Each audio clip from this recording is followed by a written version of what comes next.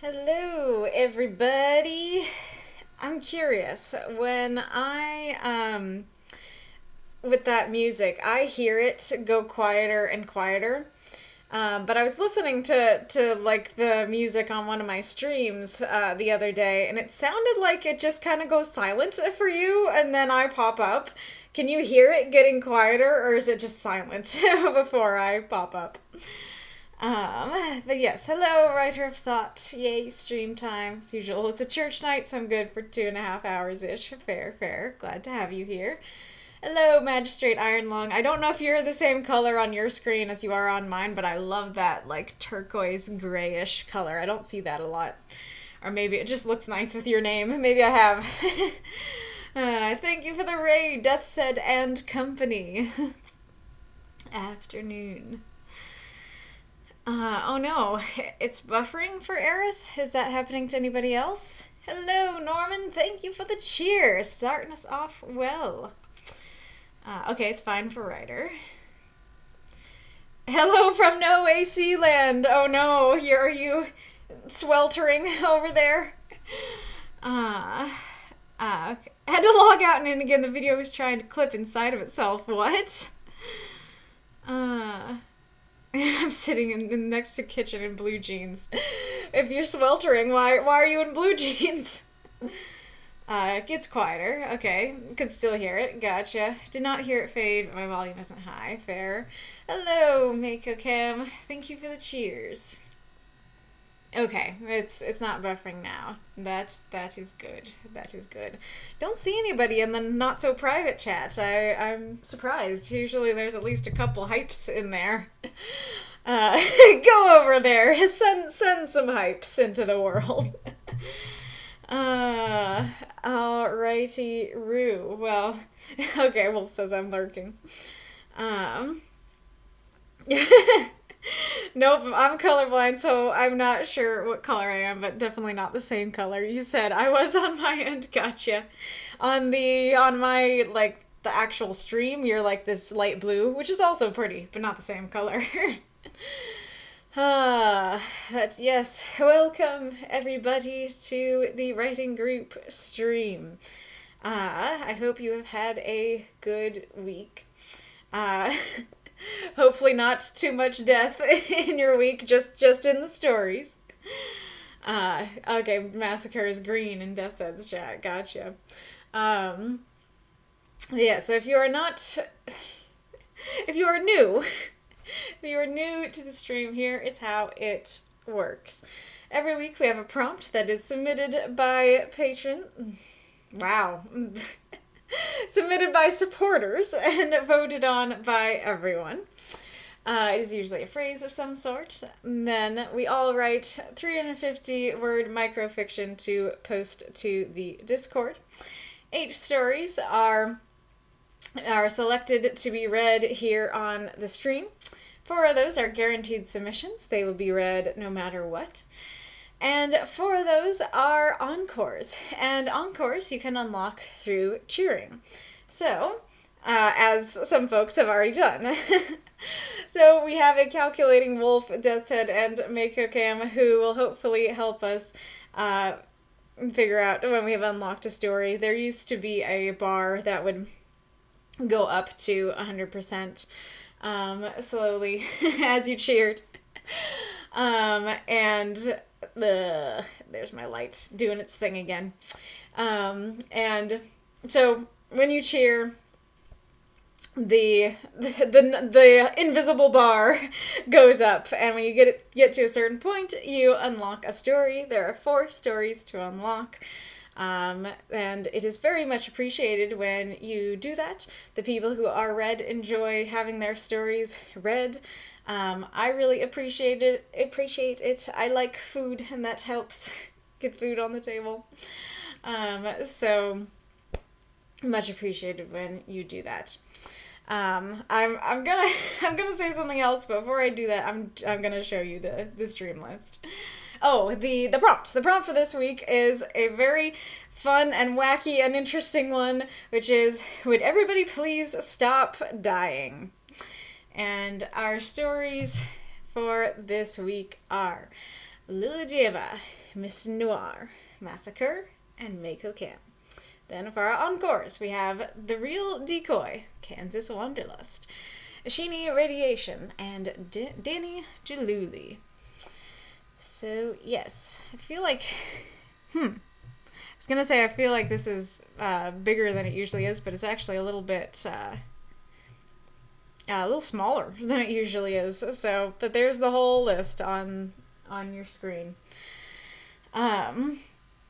Massa and Aerith, yay for the hypes. Love it. So I was contemplating saying this, and I'm still contemplating saying part of it, but because I'm already tripping over myself, I think I should.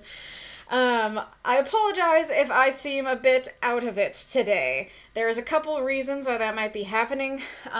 One is because I barely got any sleep last night.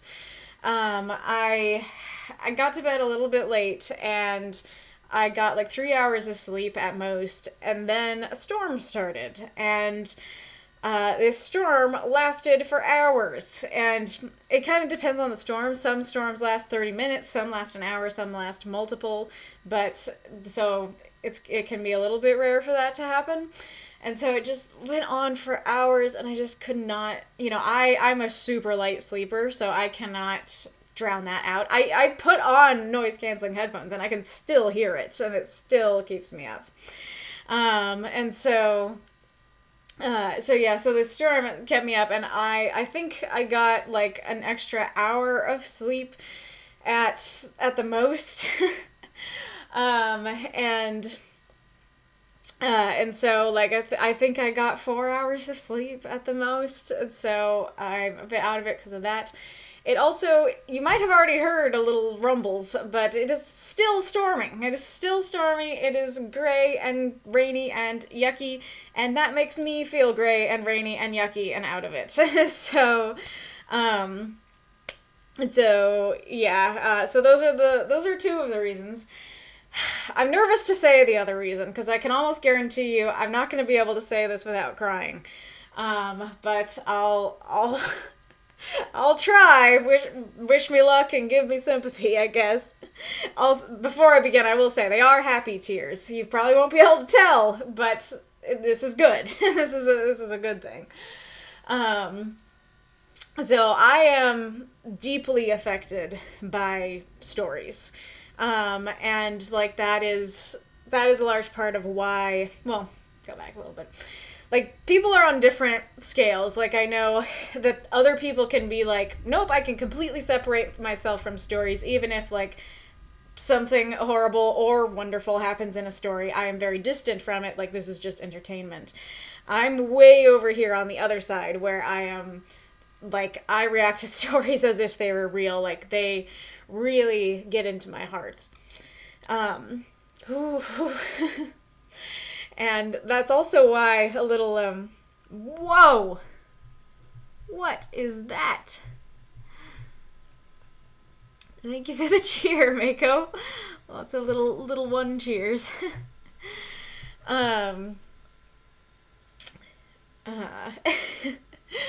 What is going on? Yeah, that's a 1-bit cheer. Goodness gracious. Thanks, DeathZed, for... and thank you, Norman, as well. Deary dear, indeed. Making it rain bits. Nice. That's great. So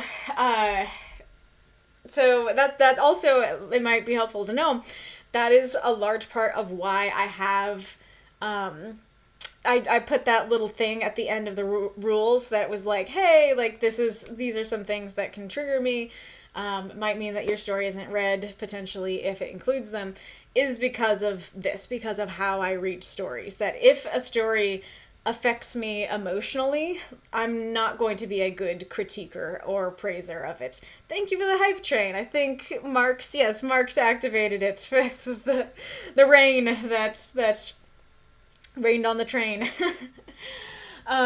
So yeah, if a story like affects me emotionally in a negative way, like, that's going to make it very difficult for me to to react in an objective way or like praise it or critique it, because I'm just gonna be like, this bothered me, I'm uncomfortable. Is that an even better hype train? Thank you, Ghoulish. Wow. Everybody is given lots of love, lots of cheers. I appreciate that. Rain on a Train sounds like a kid's book. It does, indeed. But anyways, as many of you know, from past streams, hello, Decoy. And if you look at the screen right now, Decoy, you are our first Encore. You're able to unlock that, which we might have already unlocked you. So let me know if we have. But as many of you know from a couple streams ago, I have been reading Moriarty the Patriot, and that has been like my latest obsession. And I think I said in that stream that it has been a while since I had an obsession. It has been a while since I felt this way about a series. There's a lot of chat in the chat. I'm just gonna keep going, and I will look at it after I'm done. So like it's been a while since I have been obsessed with something. It's been a while since I have had this much love for a series. And I have been really dreading the final problem. Really dreading getting to the end and what would happen there. And I got there last night. And I don't know how to describe this exactly, but a lot of stories don't go the way that I want. And that's not to say that I like dislike a lot of stories, or that I'm like, that I watch TV and I'm like, oh, like not enjoying this, or like I could have done it better. It's not like that. It's kind of in the sense of like, I will be into like a certain like relationship or a certain character or something like that, and I'll be like, this is what I want to see more of, or this is how I think of this. And the writers, generally don't really care about the same things that I do. I think a good example of that would probably be like in Avatar: The Last Airbender in season 3 when Zuko goes good. I want to see more episodes of him hanging out with the gang. I don't care if it is related to the plot. I don't care if the episodes move the plot forward. That's why I'm here. And so I want to see more episodes. You don't get that many episodes. And so it's that sort of thing where it's like, I'm interested in this character, in this relationship, and like everything that's here is great. I love it. I just like, it's not going exactly the way I want, if that makes any sense. And so sometimes I will see like a relationship between characters and I'll be like, this is how I view like this relationship and I want to see more of this. But that either like that could be true, it's just not explored or not said explicitly, or it's like comes out that it's like, no, you thought, but that's not what it's like, that kind of thing.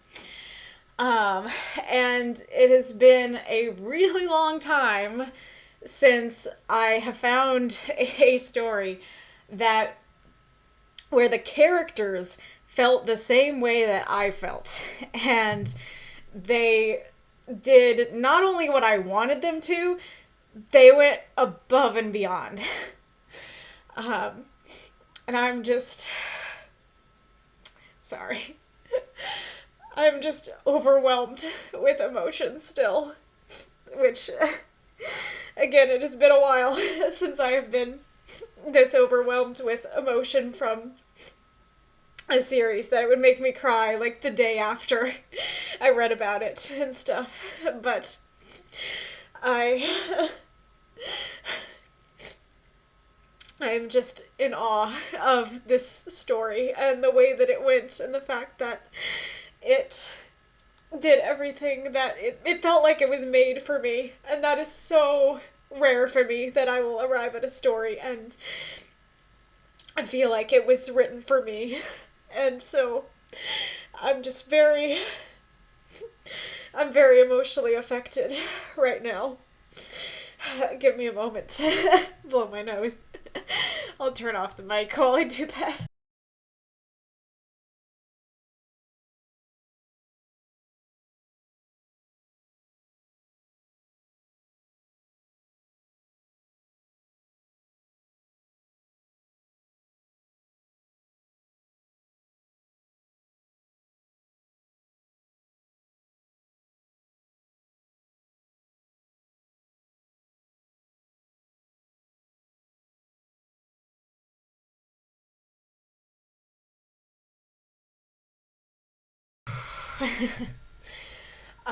So I don't know that if that's anything that you guys can relate to, and if I don't know if I sound like a crazy person, but yeah, I'm just very overwhelmed with emotion right now, and I I read a little too much. I didn't think that I was going to have time to read after practice, because usually I go straight to bed after practice.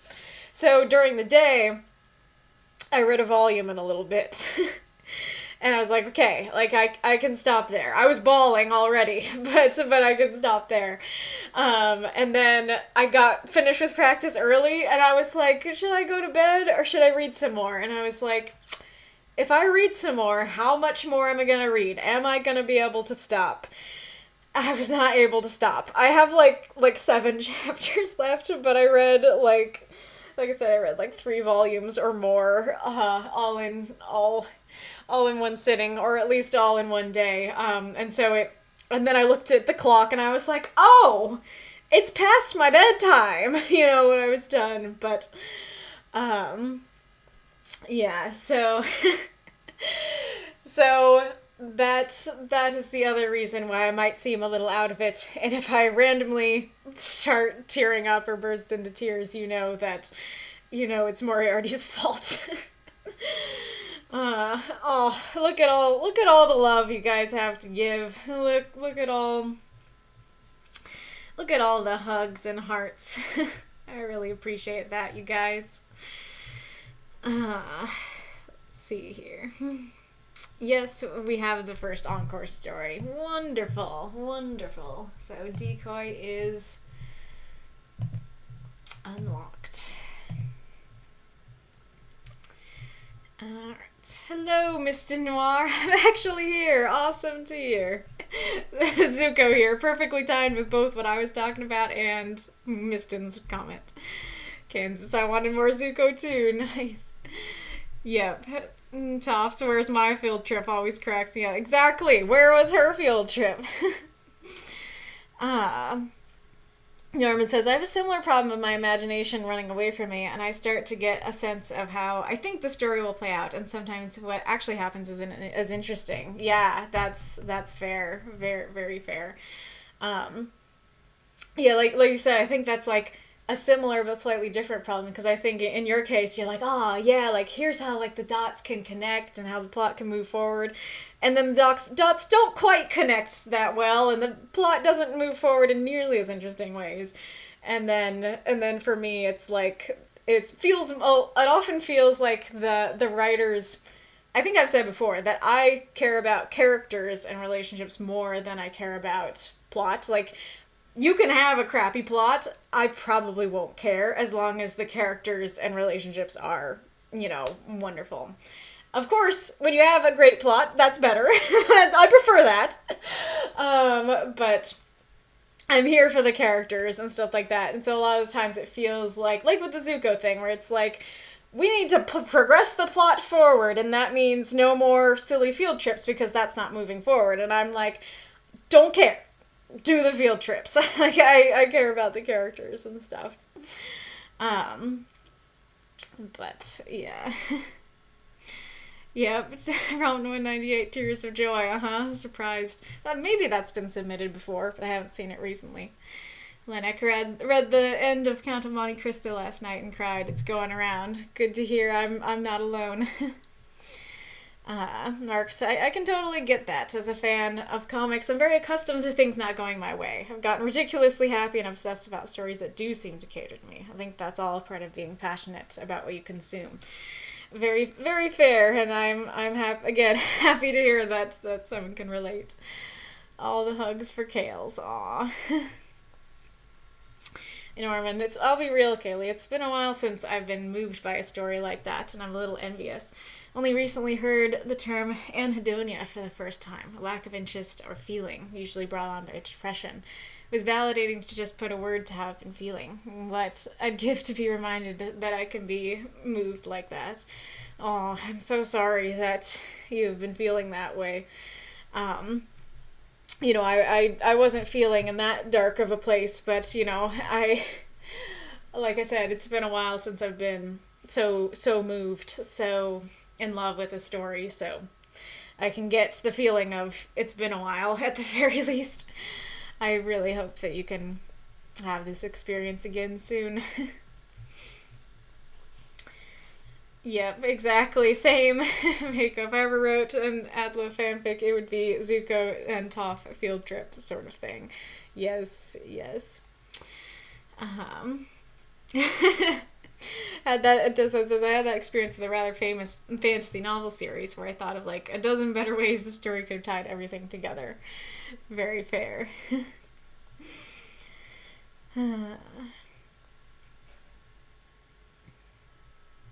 Interesting. It says, I think the last time I cried from a novel was the beginning of The Name of the Wind. If you know, you know. I've read the beginning, but I don't know if I've read to that part. But interesting. All right. Well, with all that out of the way, let us go on and begin reading. Let me zoom in.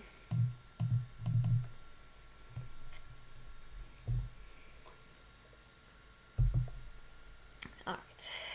An Immortal by Lilladyeva.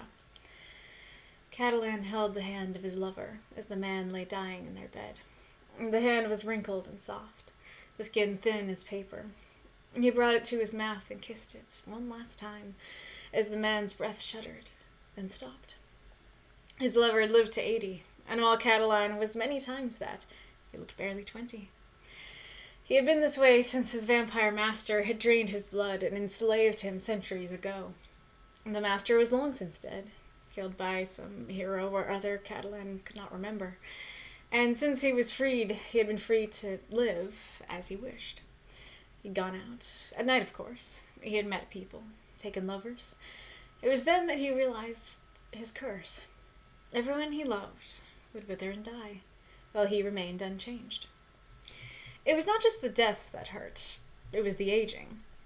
The looks they got when he was seen holding hands with a man well past middle-aged. Onlookers were unable to know that the couple had been together for 20 years, or that Catalan was actually the older of the pair.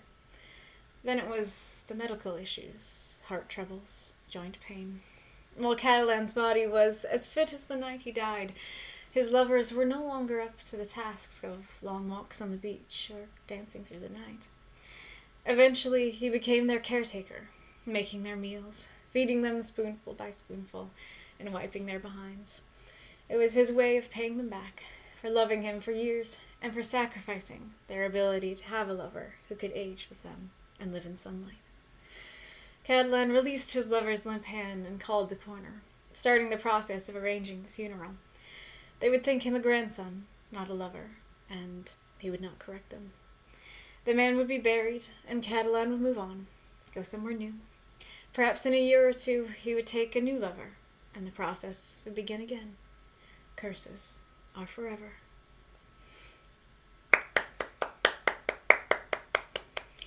Throw up those tailloids and tentacles, cheer for... Throw up those moths and monsters, cheer for this story if you loved it. Lilladyeva, if you are here, don't hesitate to ask any questions you might have or say how you want to be toasted. Thank you for the cheer, Magistrate Ironlung. Hold on.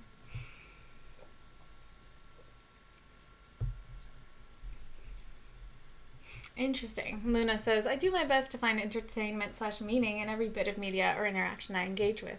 And because I'm easily entertained, I choose wisely because I can be drained pretty quickly. I enjoy character-driven stories more than plot because I like to care about and know the characters, such as those filler episode people like to name a lot of the character-building chapters, arcs, and episodes. Oh yeah, interesting.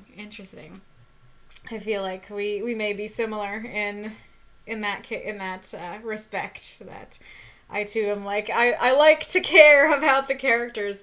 That I guess that is a big part of it. That if there's not, a character or multiple characters that I'm like, I really like this character, then it is hard to, it's there's more distance, there's less care for the story overall because I'm not as invested in the characters without that.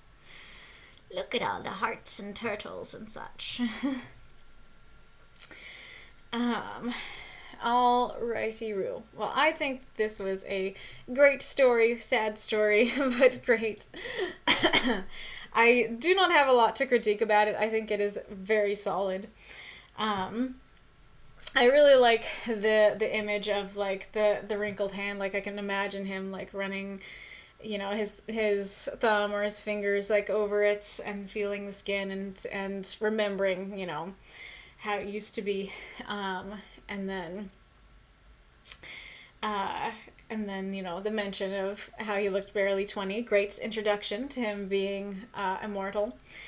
I actually quite like your little explanation here. I think we've talked about before that, it can be difficult to figure out how much context to include. That sometimes you can include too much and bog down the story and confuse your audience. Sometimes you can include too little and your readers will also be confused in the other direction. And so I think that this worked really well, at least for me, that this little paragraph of like, here's how he became immortal and stuff. Because you could have just said, oh, he's a vampire. We would have been like, we know what vampires are. But I actually think that it added something to hear the backstory. And I like this, it starts in this dark place of being enslaved, and then it's like, okay, he's dead now, I'm free, but am I really free? And like, it's interesting, I do find it interesting how you chose to put the quotes around live, because you could put the quotes around free as well. I don't think you should do both, but you could have actually picked either, because both of those things where it's like, is he really free? And is he really living? And I like that idea. And then I really like this paragraph about the aging and stuff. I feel like it's not something I totally see explored in like vampire stories and stuff. I feel like a lot of those stories explore the beginning of the relationship because that's like the romance, the sparks, and all that. But I like your exploring of the end of the tale and the progression of the tale and stuff like that. It does remind me of it. I think I said this at one point, at least in a prompt intro, but I've been rewatching the TV show Forever, and that show is about an immortal. I kind of wanted to mention it in this prompt intro, but I didn't have room. But it is about an immortal, and every time he dies, he comes back in the nearest water source, and and so they have scenes that are about this in this show that I don't usually see as well, that they show his beloved wives, aging and stuff, and it is jarring and weird to like see, like, yeah, this is the same, like, of course it would be less jarring if it was like actually the same person and not clearly two different actresses.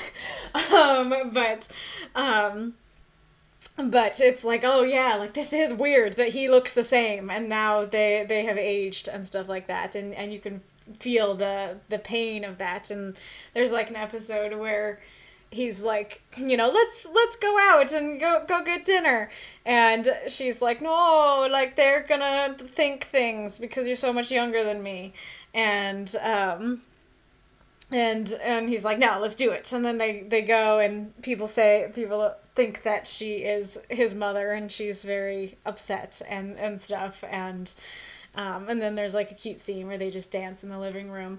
But that totally, this story totally makes me think of that it's like onlookers will look at them and be like, what is this old person doing with this young person? Like, trophy husband much? And it's like, no, actually, like, I'm the older one. I just don't age, kind of thing. And I like the cadence and the phrasing of that as well. And I like the cadence of this part too, of like, that would be like, it's already difficult to see like your loved one get sick and stuff like that, but seeing that happen to like pretty much all of your loved ones, while that never happens to you, and you can never share in the pain, and people will look at you weirdly as you are by their hospital bed, you can just feel the heartache of that.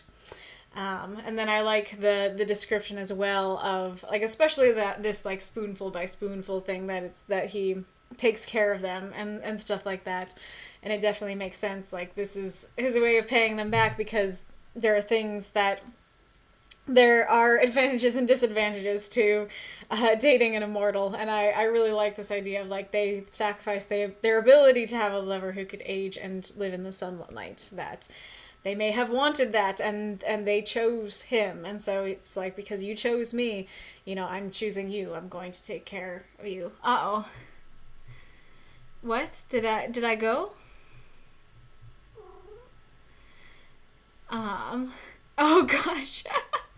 Yeah, I guess it's the nearest big body of water. I forget how they phrase it. But yeah, there it says, ironic your mention of an immortal dying and returning the nearest water source makes me picture the guy waking up stuck in a building's pipes. Yeah, it must be body of water, because you're right, that would be the nearest water source. Okay, we're good. Gotcha. Okay. Yeah, alright. Oh, kitty, you want out? Oh, kitty, you want out?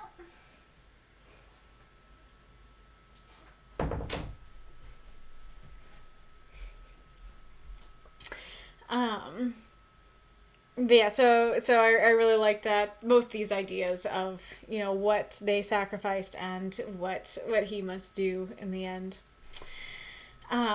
So, well, let's do some more praises before I do my few critiques.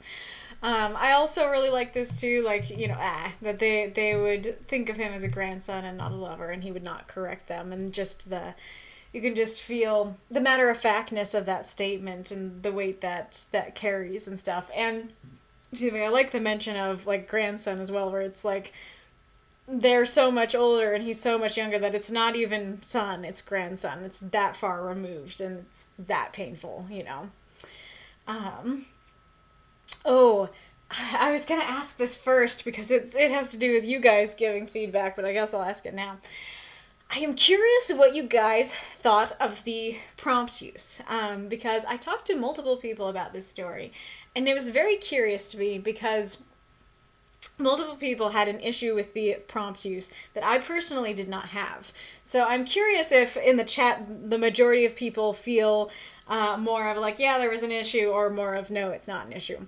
And the potential issue is that for the folks that I talked to, the idea that it was over a course of time, that it's just lovers, not other family members, not other friends, just lovers, and it's over a long period of time. That to them, that did not feel like everybody. That didn't have this connotation of everybody, please stop dying. And I thought that was really curious, because to me, I honestly still get the image of everybody with this, because to me, it is over a course of time. But this story, to me, very much gives off the vibes of, would everybody please stop dying? Like, everyone that I get close to dies, and I hate this. This is a curse, kind of thing. So I'm really curious what you guys think on that prompt use. So for my, minimal critiques here, there are only really two lines that stuck out to me. One was this one. Well, so first of all, there's a question of when it says called the coroner, does it mean the coroner's like over in the next room, or does it mean he got on the phone and called the coroner? Because those are different vibes. And second of all, Catalan released his lover's limp hand and called the coroner, starting the process of arranging the funeral. To me, that reads as very fast and almost callous in its fastness, because it reads to me like, well, he's gone. All right, I would like 12 dozen roses, maybe sprinkle some white ones in there as well, immediately after he lets go. It's like, he ain't even cold yet, And so, to me, it would make more sense if he sits for a bit, he sits, maybe, cries, and, when he's composed, now he calls the coroner. It also might have helped if you just said the coroner and not the funeral arrangements, but saying both makes it seem like both are happening. Like, he calls the coroner, all right, next call is to the funeral arrangements and stuff like that. And maybe maybe he is kind of indifferent to it. Well, maybe he has, first of all, it's not unexpected, and second of all, he has experienced this before, and so maybe that's trying to convey that. It doesn't really work for me personally because of how emotional the story is and the prompt. The story is just so, he really cares, about these people, doesn't want them to die. And so for him to go, all right, 12 dozen roses, doesn't really fit that. And I also think that you could have potentially, especially if, I haven't looked at your comments yet, but especially if the majority of people do think that the prompt use wasn't strong enough, I do think you could have ramped it up by adding more there, that he continues to hold his dead hand and holds it to his forehead and cries and is thinking something along the lines of, please, would everybody stop dying. You don't have to use the exact prompt, but just something like that. You could ramp it up a little more and really show that is how he's feeling in this moment, and then that would also create some time before the call is made. And then the other thing that threw me a little bit was this last line here. It does fit the story. It's not unfitting, but it definitely threw me to end on such a definitive and hopeless note. I think especially because it's... I don't know what that was.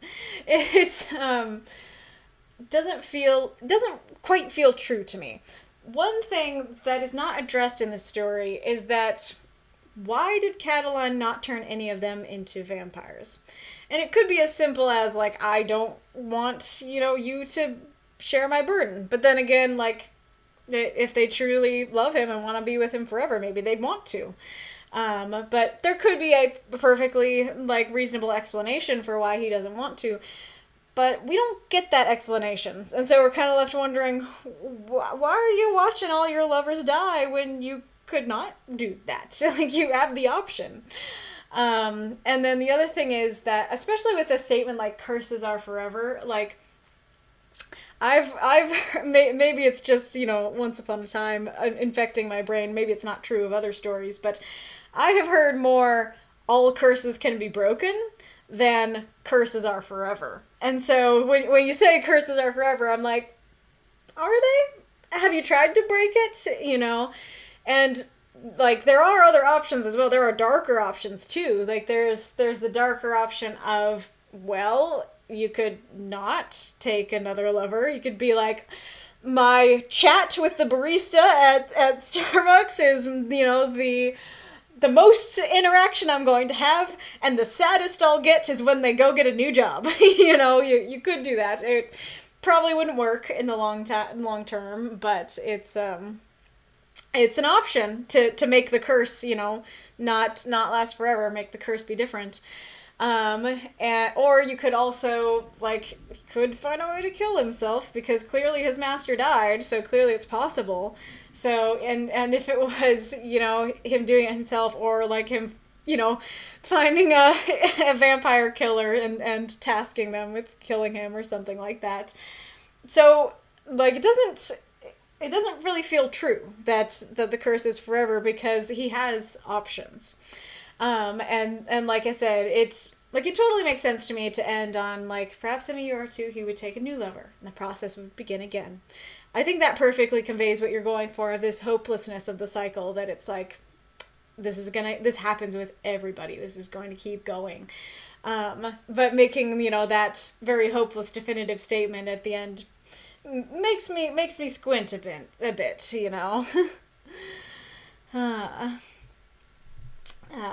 see what folks have been saying. Interesting. Mysten says, I feel like the story really brings the indifference of such an immortal character well, but like not the indifference from not caring, but from caring too much and eventually becoming numb. Interesting. Olaf says, to me, this is an indication of a cycle of suffering. We're seeing one lifetime with one person, but it infers that there are more people in more lifetimes. Yeah, that's what I thought, too. Mysten continues, kind of that they've been in it for so long, they've gone indifferently numb. That's curious. That I could definitely see that interpretation. I think I was interpreting it more of like, they're not numb, and that's the problem. Like, they still feel every death, but you could totally be right as well. It says, oh, I see, just mentioning a reminder. Interesting. Let us go over to the public chat.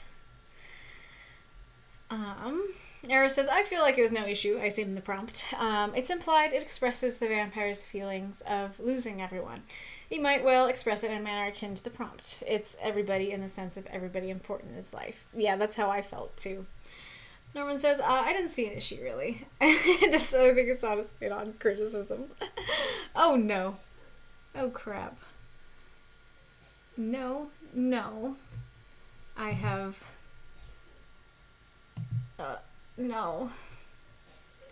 I have brought something up over my chat and I don't know how to fix it. Maybe I'll try and X it out, but I'm scared I'm gonna X out the whole chat. Can I please? No, can't do that. Yep. Okay.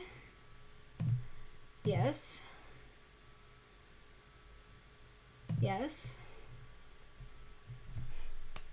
Huzzah! Okay. What to do?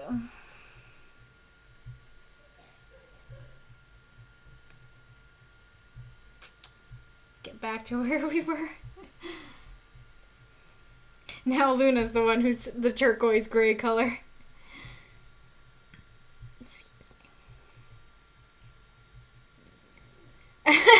You must have missed it. Mako says, oh wait, she said Moths and Monsters first try. I didn't. But thanks for the cheer.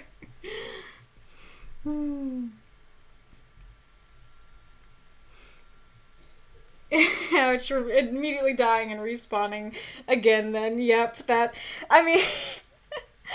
It's an awkward situation. We're talking about forever again. Because he always wakes up in the body of water, but also naked. And so he has to walk out every time and explain himself. Oh,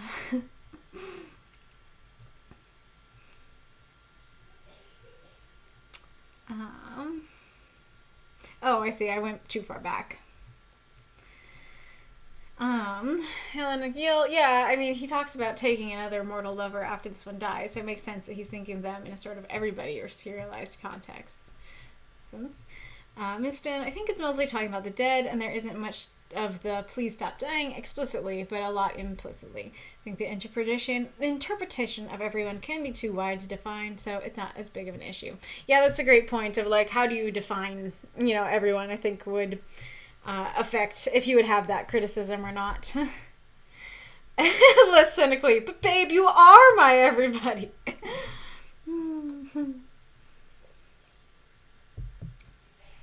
Makes sense to me, Kansas says. Can really feel and empathize with that feeling of despair. Yeah, me too. Luna says, everyone reacts differently to tragedy. Some people are all business when they have to get things done. Emotional detachment works when people don't want to feel negatively emotional. Yeah, that makes sense. Um...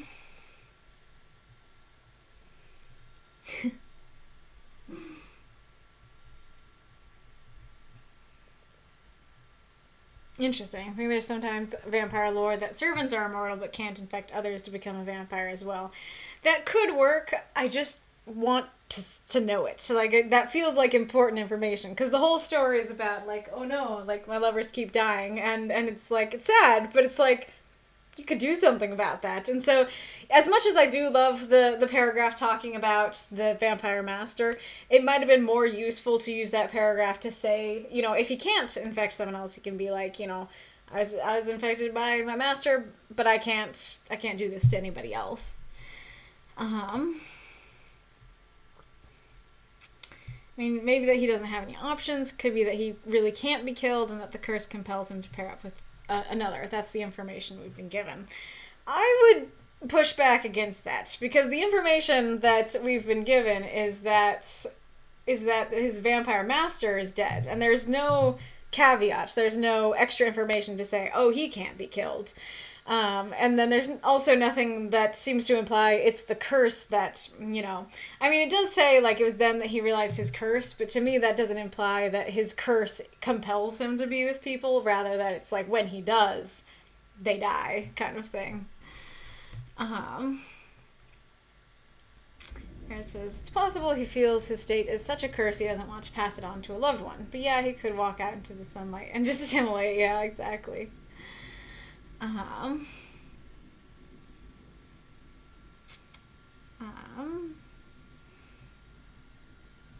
Interesting. Yeah, mortal naked in water. That sucks extra worse. Imagine waking up naked, stuck halfway down the kitchen sink or toilet, bursting the pipes. Totally. Oh, gosh. Interesting. Aw. I don't... because we're on... because I'm on streamer mode, I can't tell who this is, but R ... says I just joined after binge watching the Pride and Prejudice VOD since the next one. Oh, that's so lovely to hear. I don't know if you can hear me, but I'm happy. My schedule is not consistent right now. I'm hoping to read some more this week. So hopefully this week. I can't promise anything. Oh, you can hear me. Wonderful.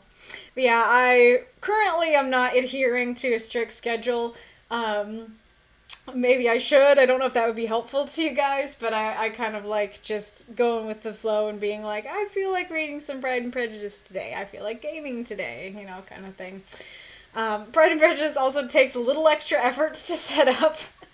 So that can be why I tend to do a little bit more gaming, because I don't have to mess with the camera.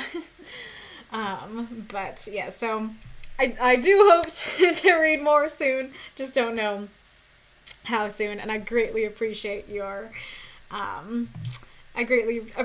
support.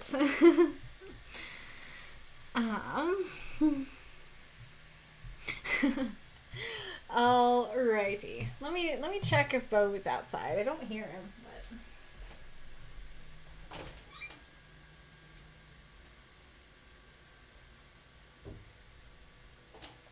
but... Nope, he's not outside. Alrighty. Thank you so much for submitting, Lilladyeva. Let's go on to Mysten Noirs. The Beta Experience. Worlds of Development by Mysten Noire. The zip of the link and the beep of connecting. As the world unfolds, I see the world for the first time. I enter worlds of rain. I marvel at the beautiful void and magical sky, instantly recognizing which world I've stumbled upon this time's logging in. I step forward and fall from the sky. What? I respawn and look around. There's a platform for players, with ancient engravings and magic floating about. I can see everyone attempting various things within this brand new full-dive VR MMORPG, from things that wouldn't normally be possible in games to things that wouldn't be possible in reality. As yet, another player appears on the platform in a sparkle of magic. I see him run out of the platform and onto the edge of the platform. Whose idea was it to have this thing float? I walk to the edge and realize we are above the clouds. It seems to be the welcome screen for the server. Magic floats into a countdown in front of another player beside me. The server isn't open yet, that's why. Another player quips nearby, the discussion bringing a spark to the area. I feel my headache churn. Why does everyone keep dying? To the point that they think the Heaven prototype is a waiting room for the server. Are we beta testing the game? I ask aloud, adding to the discussion. I haven't gotten to play yet, someone calls out, while another says something similar. I got into a weird area and died. Thought it was a bug. I met someone, and then I'm here. Thought it was a cutscene. You can move in a cutscene? I pull out my Game Master hidden menu and write a log in the notes. Adding the welcome screen and the tutorial is imperative. Don't test other things until we got that down.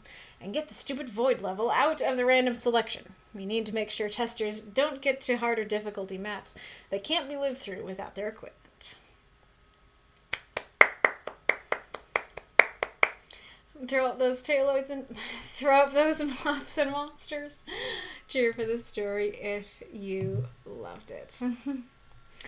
Thank you for the cheer, Wolf. Just now realizing it's a beta test.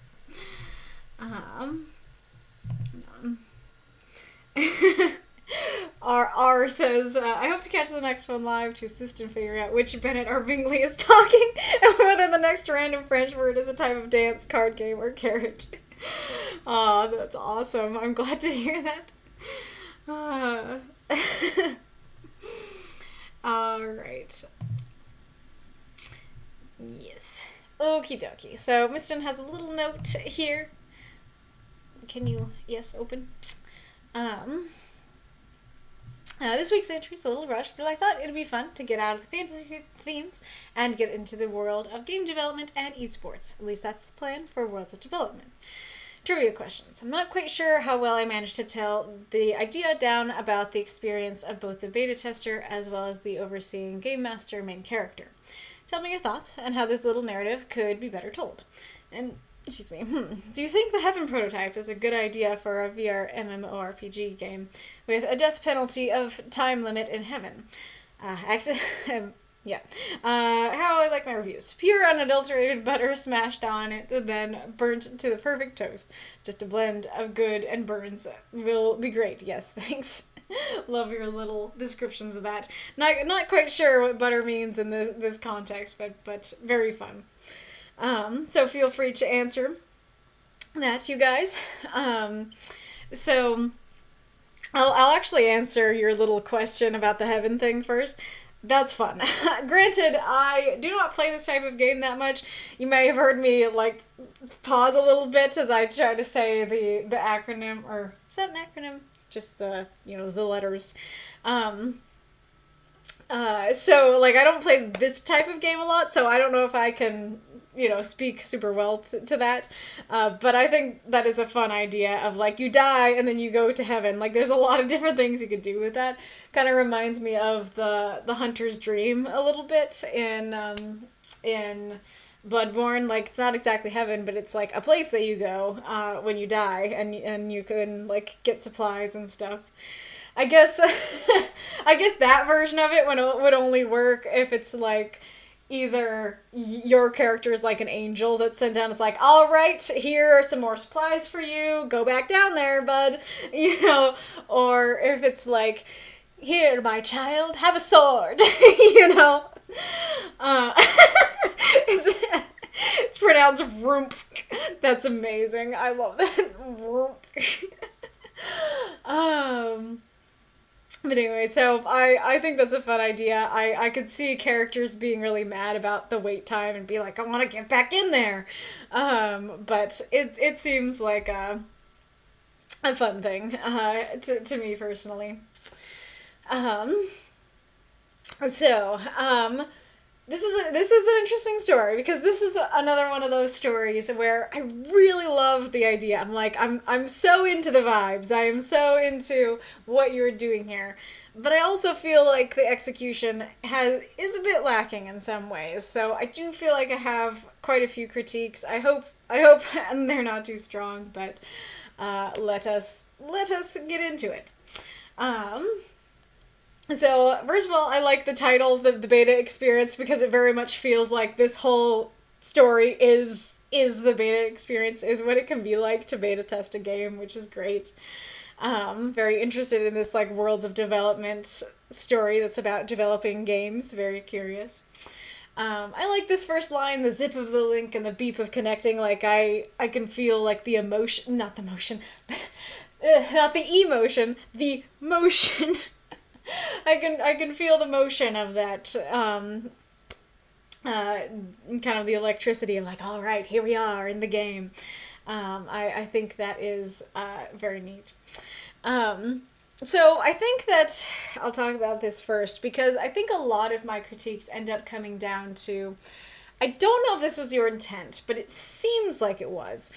It seems like your intent was to keep the fact that the main character was the game master a twist. That it's like you think that they are a player, and then you realize that they are, in fact, the game master. And for me personally, I don't think that quite worked. I think that ended up adding quite a bit of confusion. And I do think that revealing more... Oh, there's going to be an ad. Revealing ahead of time that... you know, this is... Oh, there's the kitty. Come here. Come here, kitty. Come here, Mama. Hi. Good cat. There you are. Oh, go. Get in there. Here. Shall I pick you up, perhaps? Would you like to... sit on the table? Is that a thing you would appreciate? Baby cat? Yeah. Here he is. Here's the baby cat. Oh yeah. Alright. What do you think, kitty? What do you think, kitty? I think this is Bo. the gray tail with the one white puff. That's Bo. Alrighty. So it seems like it's meant to be a twist, but it ends up not really working for me personally because it ended up causing quite a bit of confusion. So quite a few of my critiques are going to be regarding that, including this first one here, which is that the main character says that they see the world for the first time, but they later say they instantly recognize which world they've stumbled into. And I don't think both of those things can be true. That, granted, like, this might be the first time that they have been in the game. Oh, no, kitty. What do you think of my kitty's critique? Oh, there he is. Oh, there's an ad. I'll show the other kitty while the ad's going. There she is. There's the beta. Can I show the bow? Yeah, there's his little face. There's his little face. Oh, he's so cute. He's such a cute little face.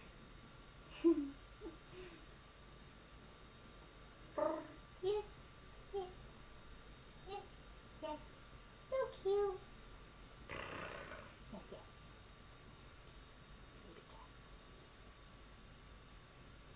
He's purring. I don't know if you can hear it. Probably too far from the mic and the computer is whirring. Oh, little baby cat. You're too much. You know that you're too much. 1 second. Alright, are you guys back? Are you guys back? Okay. So this might be the first time that the main character has ever entered the game, But if they made the game, this is not the first time that they are seeing the world. And it makes it rather confusing to say that it is, even if your intention is, oh, this is the first time they're in the game. It's quite confusing because immediately I'm like, okay, this is their first time playing a game. Good to know. Rather than...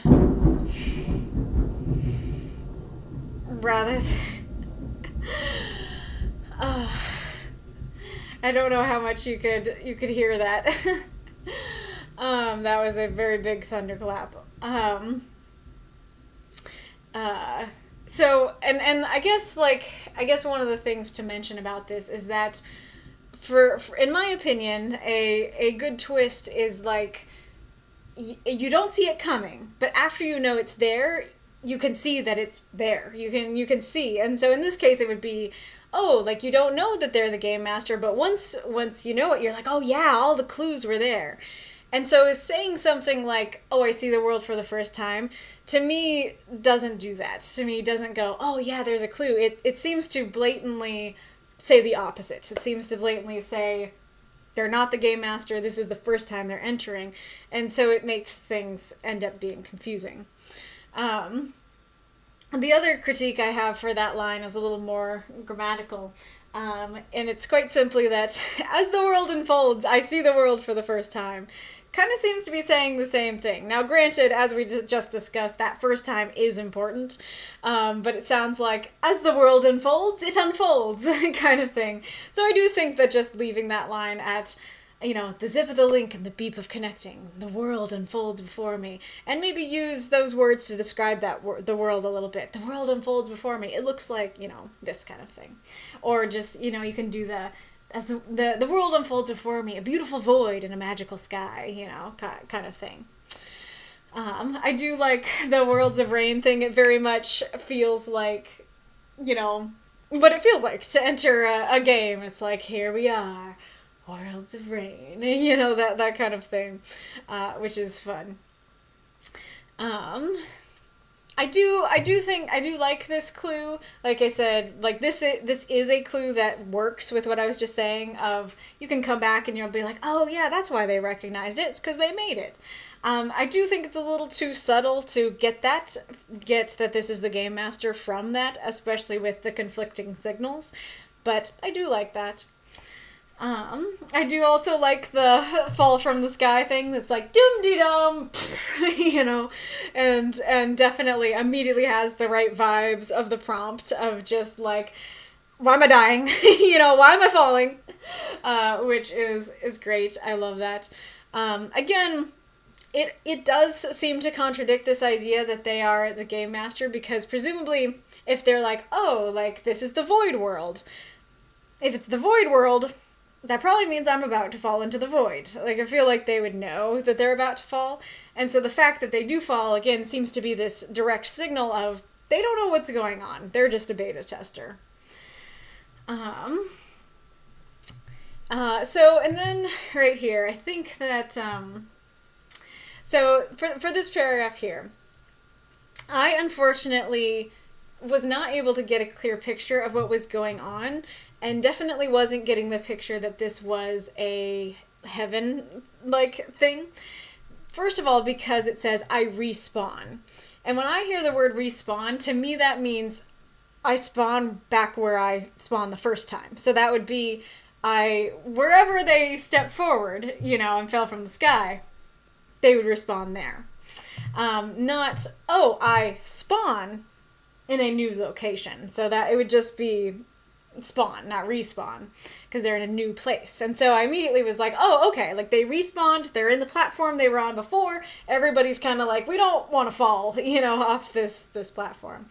And the descriptions here, so I do like this idea of like things that wouldn't normally be possible in games to things that wouldn't be possible in reality. I do think that that's really fun.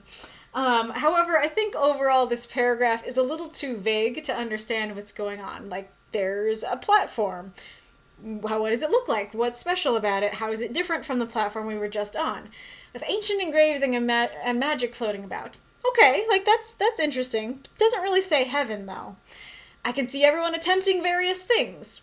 within this brand new thing, from things that wouldn't be possible in games to things that wouldn't be possible in reality.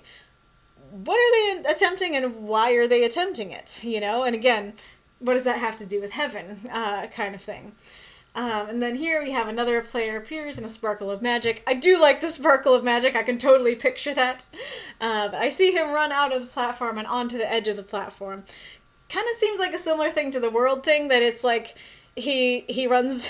It's either seems it kind of seems like it says, okay, he runs off, like he runs off and falls, or he runs to the edge, and those two things don't really seem to work together. So I don't really know what's going on there. So I think having a little more, like, a description of maybe more, like, I spawn and find myself in a world of pure white. There's, golden magic engravings floating around us and puffy clouds everywhere. And this seems to be some sort, well, I guess you don't have to say that, but, fluffy clouds around, and everyone is trying to get off this platform and they can't, or something like that. Or, like, there's a countdown, and everybody's trying to get off, but they don't seem to. That kind of thing, I think, would give me a much clearer image, and then I'd be like, oh, okay, puffy clouds, golden magic, everything's white, that does sound like heaven, when you say heaven later.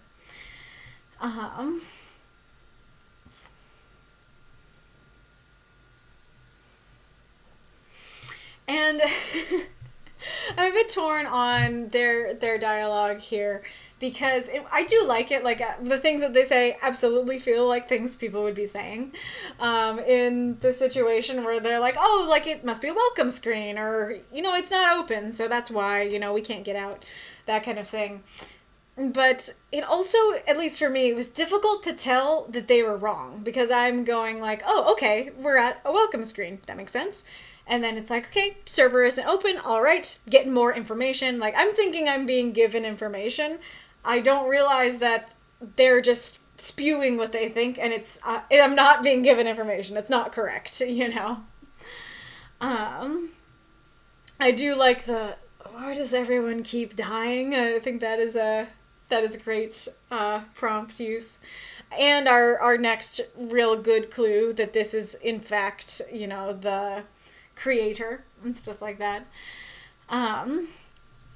And then they very directly hide that they are the game master here. That they try to pretend like they are just one of the beta testers. That's cool. I do find that idea rather fun. But like I said, I had no clue that this was the game master, and I felt like I was getting mixed signals. And so instead of going like, the game master is trolling a little bit, I'm just thinking, okay, they're just a beta tester, and they're saying they're a beta tester, I do really like these ones are my favorites. I like this a lot. That I haven't gotten to play yet. I got into a weird area and died. Like, that very much feels like, okay, like that's the issue here. That's the issue that gets addressed in the note. And again, totally feels like things people would be saying. And, oh yeah, and it's also accurate. I wasn't thinking about that, but I think that's part of it as well, that while, okay, like, it's not a welcome screen. That's not true. But I got into a weird area and died. That's true. that is absolutely true. And so I do really like, especially for the prompt as well, I do like this description of, like, we're dying. We don't know why. We're just falling off the platform. We're just, falling into voids and stuff.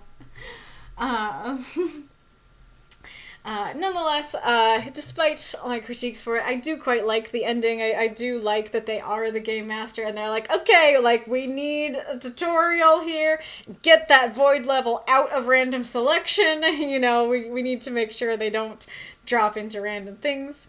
So I do really like that a lot. I think for me personally, just going back to that overall critique, it would have worked a little bit better for me if the game master if we were kind of at the game master's desk as they are watching, everybody play. Like, they look at this screen and they're like, okay, this person dropped into the void level and fell. This person is this. Look at the heaven, the heaven. What did you call it? Heaven prototype. Look at the Heaven prototype. Everybody's up there. Like, that would be fun. That would, I think, totally get this idea across without that confusion, you know, that I ended up having. And it would also, I mean, granted, I'm not a game developer, so I don't know if you can do this, but assuming that I'm right, that you could look at, like, different levels at the same time, that would be a really fun way to be able to show multiple people dying and multiple people going to the Heaven prototype and stuff, and be like, okay, we got some problems here, you know. But like I said, I do really enjoy this use of the prompt. It totally, like, you know, like I said, it is a beta testing experience that feels like what the beta experience is in a lot of ways. I feel like the beta experience is indeed, why does everybody keep dying? Like, everybody's just dying. Like, okay, I died to this weird polygon over here. I died to this monster over here. I died to the void, you know? And so I do think that's fun. I do really love that aspect of the story. All right. Let's look at the Chatteroony. It's the... No, stop it. Back. No! Ugh, it's my darn computer. Okay. And Tron sucks you into the computer VR world. Oh, yeah, you could do a Tron-esque thing with this. Interesting. This was meant to be obvious to those who understand it, but maybe not so obvious to those unfamiliar with games. Do you mean games or game development? Because I play a lot of video games. Like I said, I don't necessarily play this type of game, but I do play a lot of games, but I'm also not a game developer. I am curious to hear your guys' response to that. Was it obvious to you? Did you have the same confusions that I did? What's the deal there? Not sure exactly what you're responding to, but because the game master had seen the development files for the game, that's why I put it that way. Contracted diabetes from the ad kitty. I'm very familiar with the files and every bit of the story in games I make, so playing it even the first time is already familiar to me. Right, so, like, again, I don't know exactly what you're responding to, but especially if that is true, that you are very familiar with it, that it wouldn't be the first time you're seeing it, right?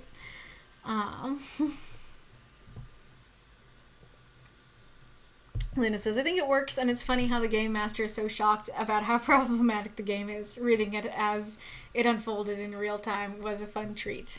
Indeed. Yes, big kaboom. In VR, the game world is so different from the image files. Gotcha.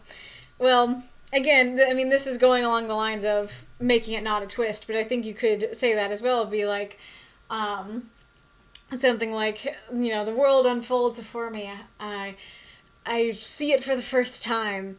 It looks very different, you know, from all the files I've seen, or something like that. You know, would help. The world is made of world, like the floor is made of floor thing. Yo, I heard you like world, so I put a world in your world.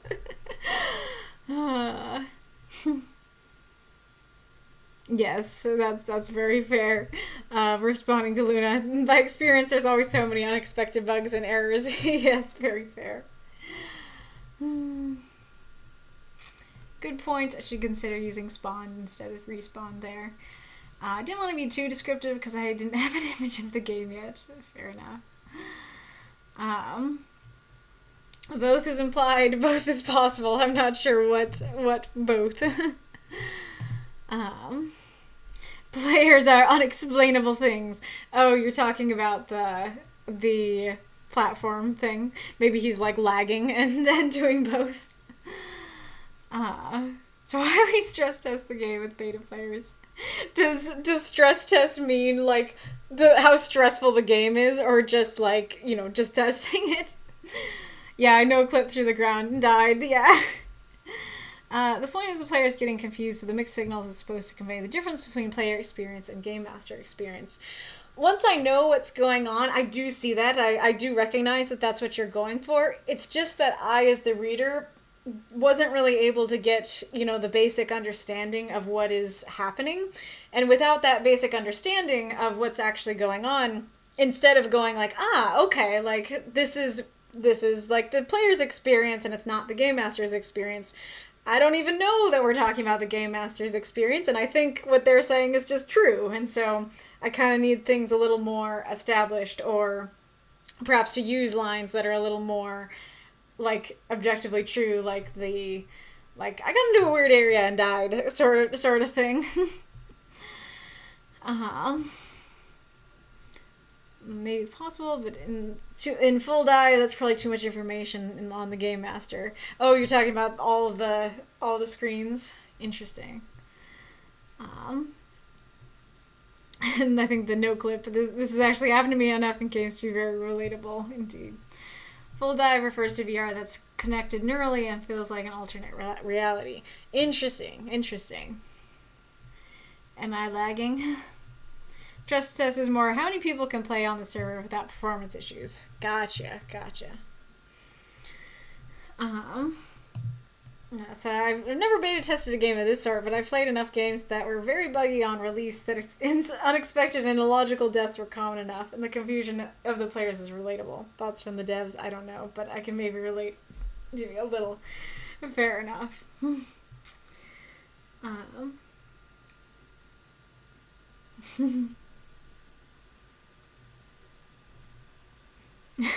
Imagine the respawn screen as being the celestial chamber in Kansuba, with a goddess telling you to be patient as they resurrect you. That would be great. You're like, yes, be patient, my child. You will be resurrected. I want to get back in there.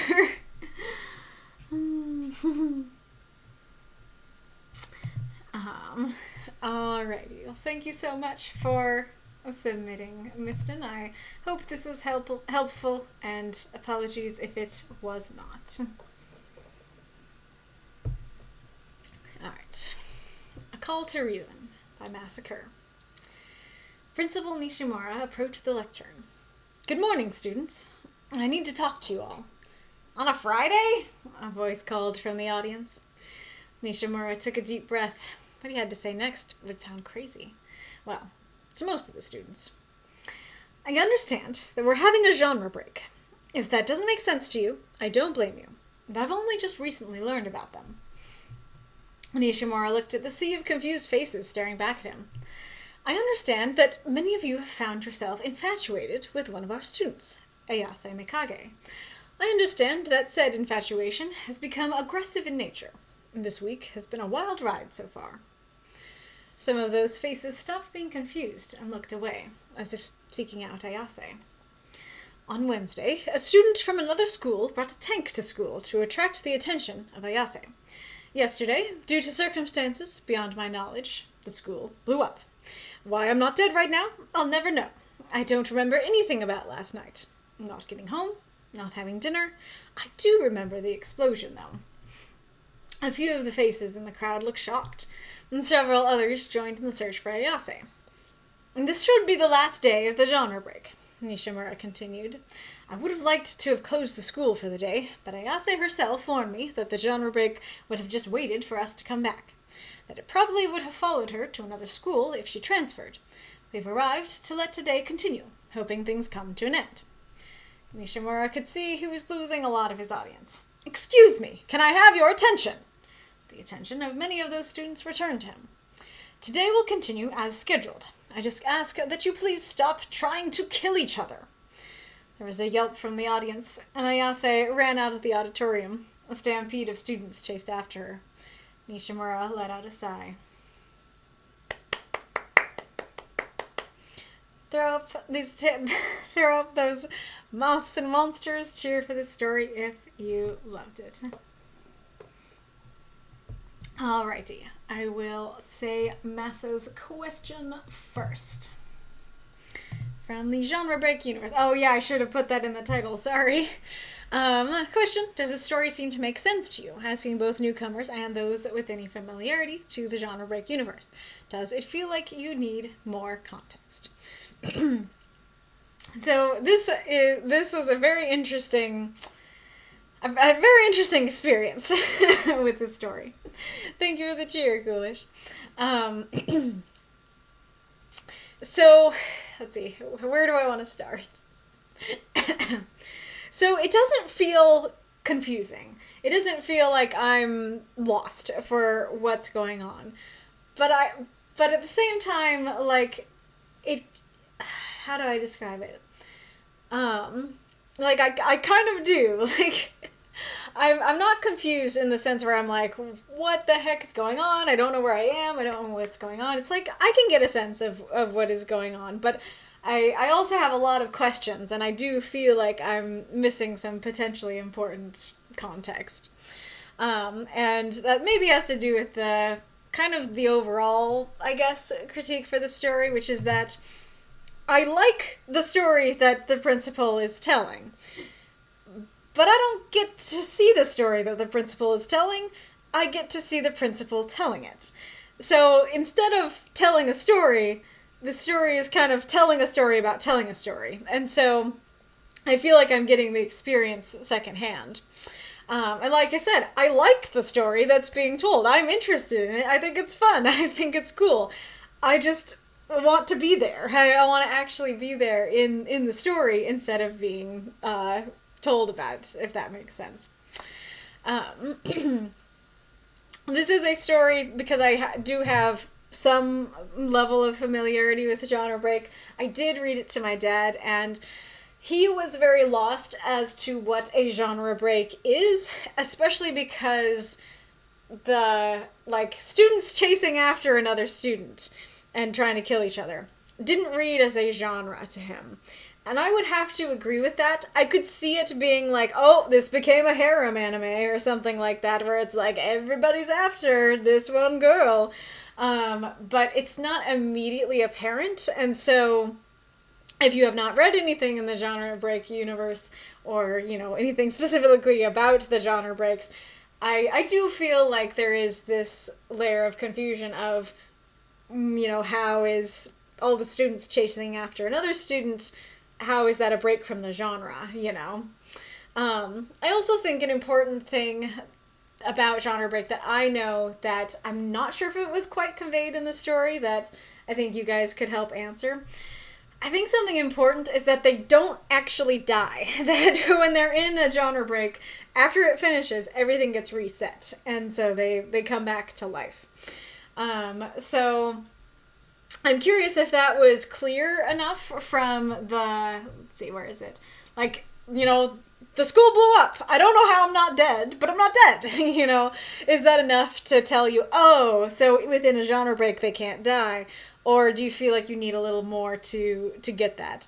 Because I do feel like the story is much less funny if you think that when they're trying to kill each other, they are actually killing each other, as opposed to, they're gonna come back, just stop trying to kill each other for one day, please, you know? What was I gonna say? Let's go back. Oh yeah, why wouldn't there be an assembly on Friday? Back in my school, we had plenty of assemblies happen on Friday, so I'm kind of curious why. It's funny, I do like it, it's like, on a Friday, Mr. Principal, how dare you, you know? But I definitely was like, why not? Why not Friday? I suppose it could just be like, maybe their assemblies are always on Monday, and so it's just like, this never happens. Something really must be wrong if it's on Friday or something like that. I do like the, you know, what do you have to say next would sound crazy. Well, to most of the students, some knew about it. I think that's fun. I do like the, like, if that doesn't make sense to you, I don't blame you. I've only just recently learned about them.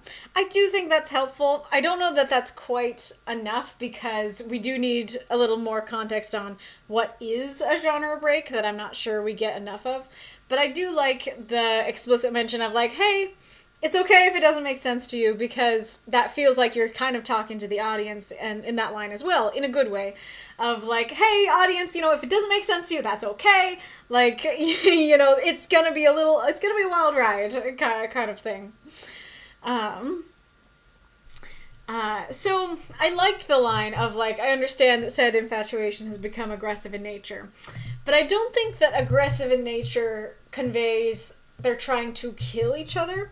Especially in a high school setting, I'm like, okay, they're throwing punches. Like, they getting into brawls and stuff. I'm not thinking the knives are out. Like, they are going to kill each other. And honestly, even the tank isn't enough, especially because you said to attract the attention of Ayase. And so it seems to deliberately be saying, the tank isn't here for murder. The tank is here to look cool. The tank is here to be badass and impressive and stuff like that. So again, this might be a situation where you wanted it to be a surprise or a twist when he gets to the please stop trying to kill each other. I do like that line. That is one of my favorite lines. I was like, okay, today's going to continue. Just please stop trying to kill each other. I do think that is fun, and I do enjoy that. But I do feel like when I got to that point, I was like, oh, that's what's happening here. As opposed to, like, being like, yay, what a fun twist. It's like, oh, I didn't get what was happening until I got to that line, if that makes sense. I do like that he slowly is losing them more and more, that it's like, okay, like, we're here, but we're confused at first, and then it's like, where is she? Where's our girl? And it gets worse and worse as it goes on.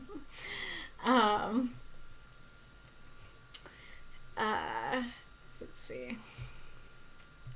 I also feel like having a little bit more of a transition to the school blowing up would be helpful, because yesterday, due to circumstances beyond my knowledge, the school blew up. Well, you were just talking about a tank, and so it kind of would make sense if the tank blew the school up. But the tank was on Wednesday, this is Friday, so this is a thing that happened on Thursday, and he doesn't know what caused it, I do like that. I do think that's my favorite story of the stories that are mentioned, that it blew up, but we're not dead. I do think that is fun and funny. But I do feel like having a little less vague of a transition, or a little less vague might be helpful there. I do think it's interesting info that Ayase herself knows what's going on, and she's like, I can't leave, it's gonna follow me, you can't cancel school, it's gonna wait for you. I do think that's interesting, and kind of lends this like sentience to the genre breaks, which is very interesting. I mean, I don't know if they're sentient, but it is funny that it's like, it's gonna wait. It'll wait for you to come back. And then I like that he's like, okay, I've lost you. Come back to me. Like I said, I enjoy that. Okay, just continue. Please stop trying to kill each other. I am curious if, like, they have to do classes as normal, or if he can be like, all right, teachers, do something wacky. Make some crafts, make some valentines for today. They're all gonna be for Ayase, but make some valentines. And then tomorrow we'll get back to regularly scheduled. Or if the genre break would be like, no, you have to do normal class. And then I'm a little torn on the ending. I do kind of like it. I can definitely picture this, this little yelp and her running out and everybody jumping up and stampeding after her, and Nishimura losing them all. I do think that's fun, but it also leads to some questions of how she could be there the whole time and everybody be looking for her but never notice. I'm guessing that she had some sort of disguise or something, but that is a question. Let us see what folks have been saying. Oop. Thank you for the cheer, Ghoulish. That's fair, Masa. Jewish says, we almost never had school assemblies outside of Spirit Week because my class alone has 1,000 people. Wow, that's crazy. Interesting. Have not seen or read that. Let's go over here. Interesting. Wolf says Nishimura is probably the worst principal in the genre break universe. I do not actually get that impression from this. Maybe that's surprising, but it feels like he's trying to do his job. At least he's not running after her. Mysten, we'll watch the VOD after some sleep. That is fair. Good night, Mysten. Masa says, yeah, I actually wrote the story with the tank quite a while ago. No, this is a very good point, Keely. That's why I asked my question. Not sure exactly what you're referring to, but I'm glad I could help. It's a weird thing that might have missed the average layperson, but Japanese schools traditionally have weekly assembly on Mondays. Gotcha.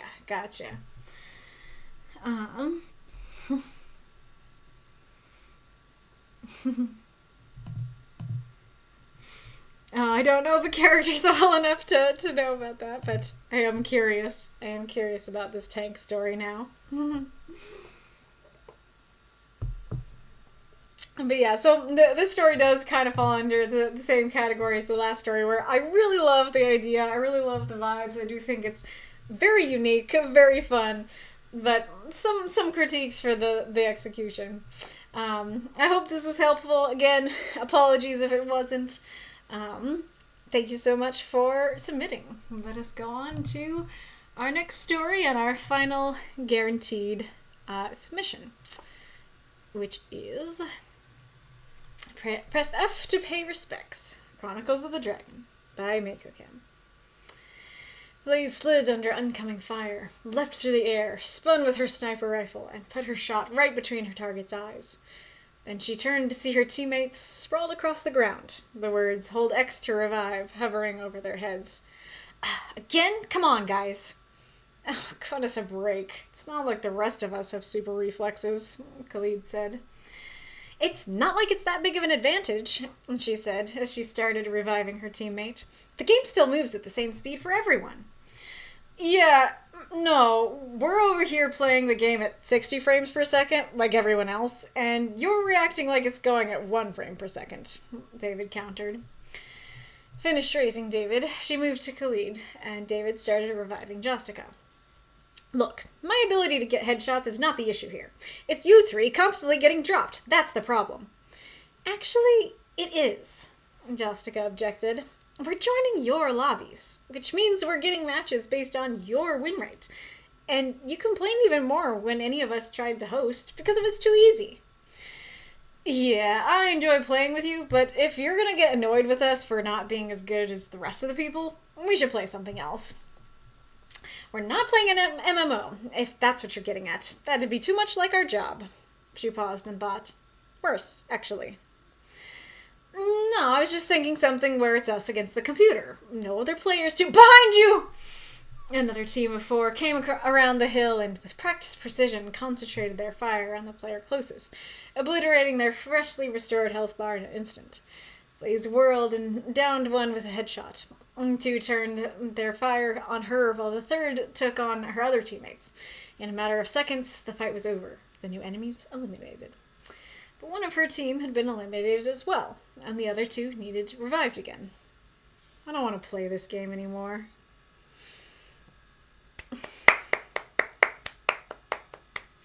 Throw out those taloids and tentacles, cheer for this story if... Throw out those moths and monsters, cheer for the story if you loved it. Yes, exactly, there's that. Press F to pay respects. I really love this title. Thank you for the cheer, Magistrate Ironlung. When FPS sounds frustrating, I'm curious to hear more about that. I don't, as we've established, I don't really know the technicalness of gameplay. Alrighty-roo. Oops, this one. No. So this is another one that I did not have a lot of critiques for, so I definitely want to hear from you guys. Was there anything in the story that particularly confused you, that you felt lost in, or felt like you didn't get the right impression? Let me know, and we can discuss it. Thank you for the cheer, Makokam. I like the beginning here. It's very, very intense, very, very much seems like we're in real life, that this isn't a game, this is actually happening.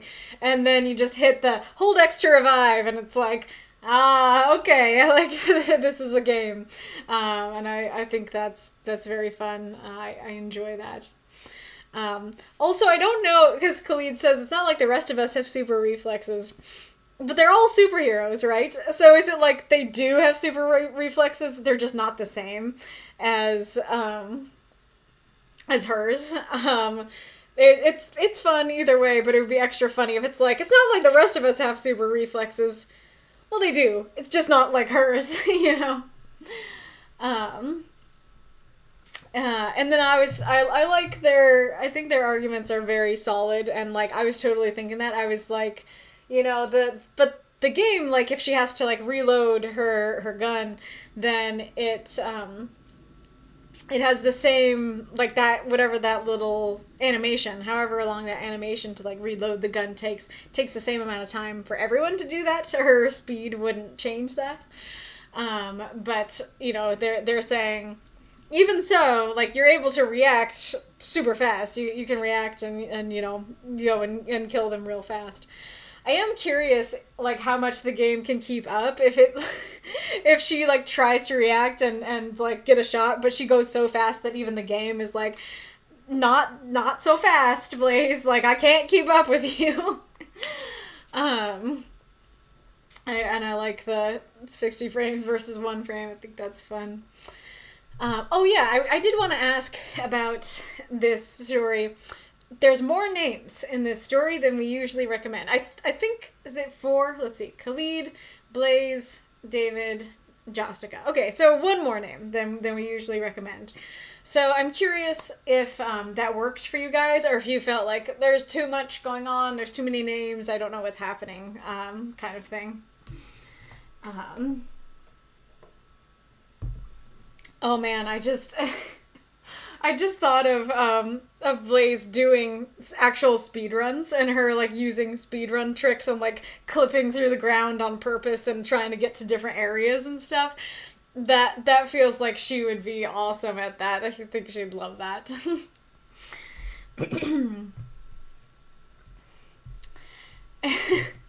And then it's like, it's usually constantly getting dropped, that's the problem. It's like, we're only getting dropped because you're too good. I think that is fun. And I feel like this is fair even if your teammate isn't, you know, a speedster. Because I feel like that can be true of a lot of, like, multiplayer situations where someone's like, oh, like, you guys are noobs, you're not very good, and it's like, you brought us over here to have fun and play games. If you're gonna get mad at us for not being good, then maybe we shouldn't play. I am also curious to hear, you know, because they are superheroes and stuff, to discuss, like, the difference between this game and an MMO, and why, you know, this game feels fine, but an MMO feels too much like their actual job. Because I feel like in their actual job, maybe they're not using guns, but they are going in and, like, shooting people, or at least arresting people. I do like the jump of, you know, behind you and stuff. So this isn't too bad, but like I said, I really don't have that many critiques, so when that happens, I get nitpicky. I feel like this paragraph is maybe the weakest paragraph in the story, and I think that, let me try to think of how to explain it. So another team of 4 came around the hill and with practice precision concentrated their fire on the player closest. We don't know who that is. Obliterating their freshly restored health bar in an instant. Okay, so someone who was revived. Blaze okay, they're not the player closest, whirled and down with the headshots. She's doing her job, getting her headshots. Two turned their fire on her, while a third took on her other teammates. In a matter of seconds, the fight was over. The new enemies eliminated. Well, all that leads up to that doesn't seem to be leading up to this. Granted, maybe that's the point, that it's like, oh, it doesn't look like they're gonna win, but Blaze, bing, bang, booms, gets them all in that, gets them all in this space. But, so, like I said, maybe it's not that big a deal. Like, maybe the fact that it kind of feels like a muddy whirl of action and then doesn't seem like it's gonna go her way, but it does. Maybe that works. Maybe that's the intention. But I do feel like I had some struggle, with what I was supposed to be, imagining here. So this is almost certainly just just part of me not being super familiar with this type of game. But when I got to the end and it says, but one of her team had been eliminated as well and the other two needed revived again. Well, the prompt is, would everybody please stop dying? And so when I got to the beginning and it says, hold X to revive, then I'm going, oh, okay, they died. And she's like, stop dying, get good, And so then at the end when it says, one had been eliminated and the other two needed to be revived, I'm like, so they didn't die? They just, were incapacitated, basically? Which means that the story feels like it doesn't fit the prompt as well. Once I know that they're not actually dead, they just got a little bit incapacitated. And I feel like that's a very easy fix, which is just remove the eliminated. Just say, she turned around, her team needed to be revived again, and it could be funnier to have the same exact situation a second time where it's like, all right, they're all on the floor again, I do think it's fun that the last line could kind of be any of them, that like any and all of them are feeling that way at this point. Another thing to discuss with this story is that there's a little confusion, at least from one of the reviewers, on if this was actually happening. This was, they're in the game, or if they're just playing a game. And I have talked to Makokam, and they are playing the game. And I do feel like I can totally understand why. Well, first of all, did any of you get that impression? Did you get the impression that they were in the game as opposed to playing a game? I can totally see why someone would get that impression. And because, the story starts with, here we are, she is spinning through the air and getting the shot, and it feels like we're here in this world. And so then the X to revive, it doesn't, at least for me, it doesn't zoom out and go, okay, here we are in the game, and zoom out to the couch, hold X to revive. Rather, it goes from, here we are, bing, bang, boom. And then I just see them on the ground and now they look a little more polygonal, now they're just in a game, but that's still what I'm imagining is the world of the game. And that's pretty much what I imagined the whole time, is that even though they're assuredly on the couch, I'm not imagining them on the couch. I'm imagining they're players in the game. And so I do feel like, you'd probably have to sacrifice words to do this, but perhaps at the end, one of them throws their controller at the ground, or just is like, all right, I'm done. Who wants popcorn? I think that could help bring us back to the real world and be like, we're not in the game, we're in the real world. But I don't know if that's a problem that many people had. So just a thought.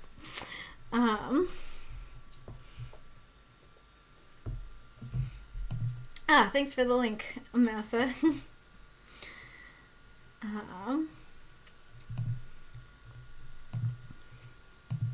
Alright, back to the public chat. 3/4 of the way to story 2. Thank you, Death said. So yeah, make sure that you guys cheer in the near future if you want to get more unlocked, because we are zooming today. Ghoulish says, reflexes? I was thinking more about hand-eye coordination. Yeah, very fair. That would have cost more words, but maybe a better description. Blaze is speedster, so it would be like playing with the Flash. Yep, indeed. Yeah, if you know how to cancel certain animations, you can go a little faster. I think I saw this, and that's when I was thinking about, like, Point Crow, like, clipping through the shrines and getting into them faster and skipping those animations and stuff. So, yeah, I could totally see her doing that. Block says, there was a nice subversion. I don't even use names to save words. Oh yeah, that is a good point, that names could save words at times instead of a description. 4 is thematic, most games use 4. Curious. This is 3 named characters is good for a story of this size. 4 is okay. 5 is pushing it. 6 or more is right out. Very fair. Frame perfect reaction, so yeah, she would. Not quite sure what exactly you're referring to there. Indeed, it has been quite fast. Maybe I've had less to say about the stories than usual, but I hope it was still helpful, even so. But yeah, I really enjoyed this use of the prompt. I loved that 2 people went for or at least 2 people that I saw went for the gaming direction. I think that was really fun. I don't see people saying they were confused, so it seems like other people thought this was pretty solid too, which is great. Yeah, indeed. I think we've had a lot of stories that were straightforward this week. Indeed. Alrighty-roo. Well, it's time to move on to the midstream question. I wanted to do something like regarding what I was talking about earlier with that idea of like maybe asking you guys if you've had the same experience as me of like stories not going the way you want them to, but you guys also kind of answered that earlier, so I don't know if that would be fun or not. Being able to perform glitches, yes, indeed. We be flying. Yep. Usually around this time, supper's ready for me. Well, this is a perfect time to go get your supper then, I guess. Let me turn off the that and maybe try and type something out. How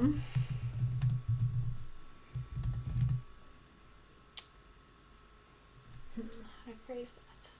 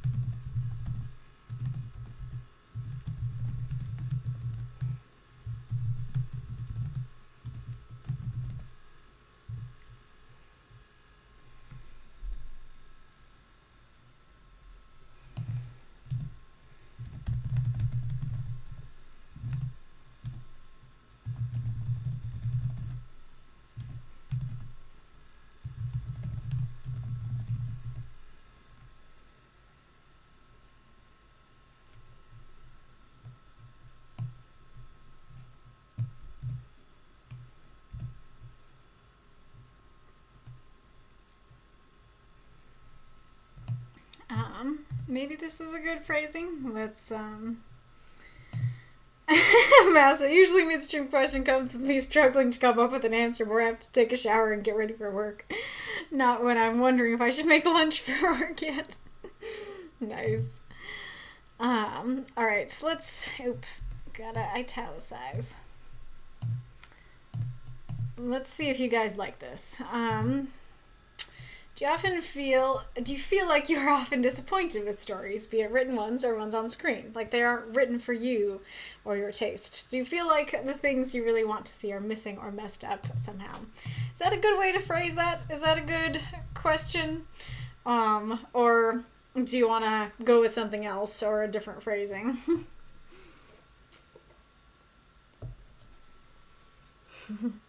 Kitty's being good today.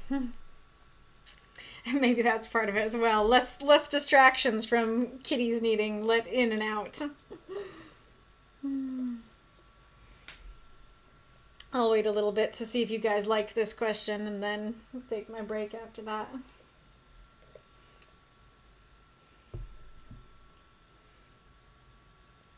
English says the rutabagas just got put on the stove. I kept reading that as rut bags, and I was like, what is a rut bag, and why is it on the stove? Nope, rutabaga. No, well, I guess you could talk about that as well, but I do mean with other people's stories. I guess I could clarify that. With, stories, others, right. Bleak. I usually zone out halfway through interesting TV series and movies and make my own ending. I make my own fun. Nice. Okay, Wolf says, I think it's fine. Masa says I can work with it. Alright. Let's try it. See what you guys come up with. I'll see you guys. I'll take a little break. I'll see you guys in about 5 minutes.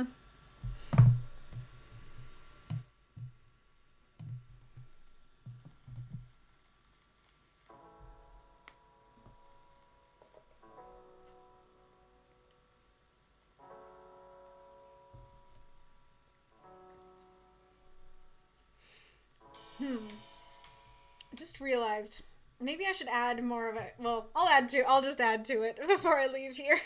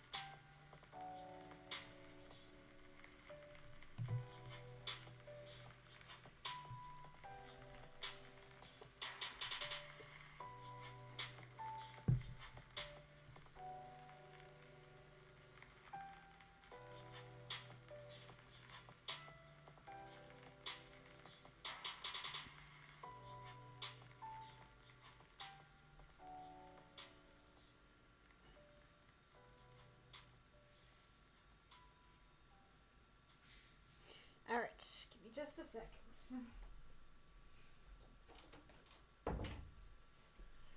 think we're gonna have meowy kitties in a moment. Yeah.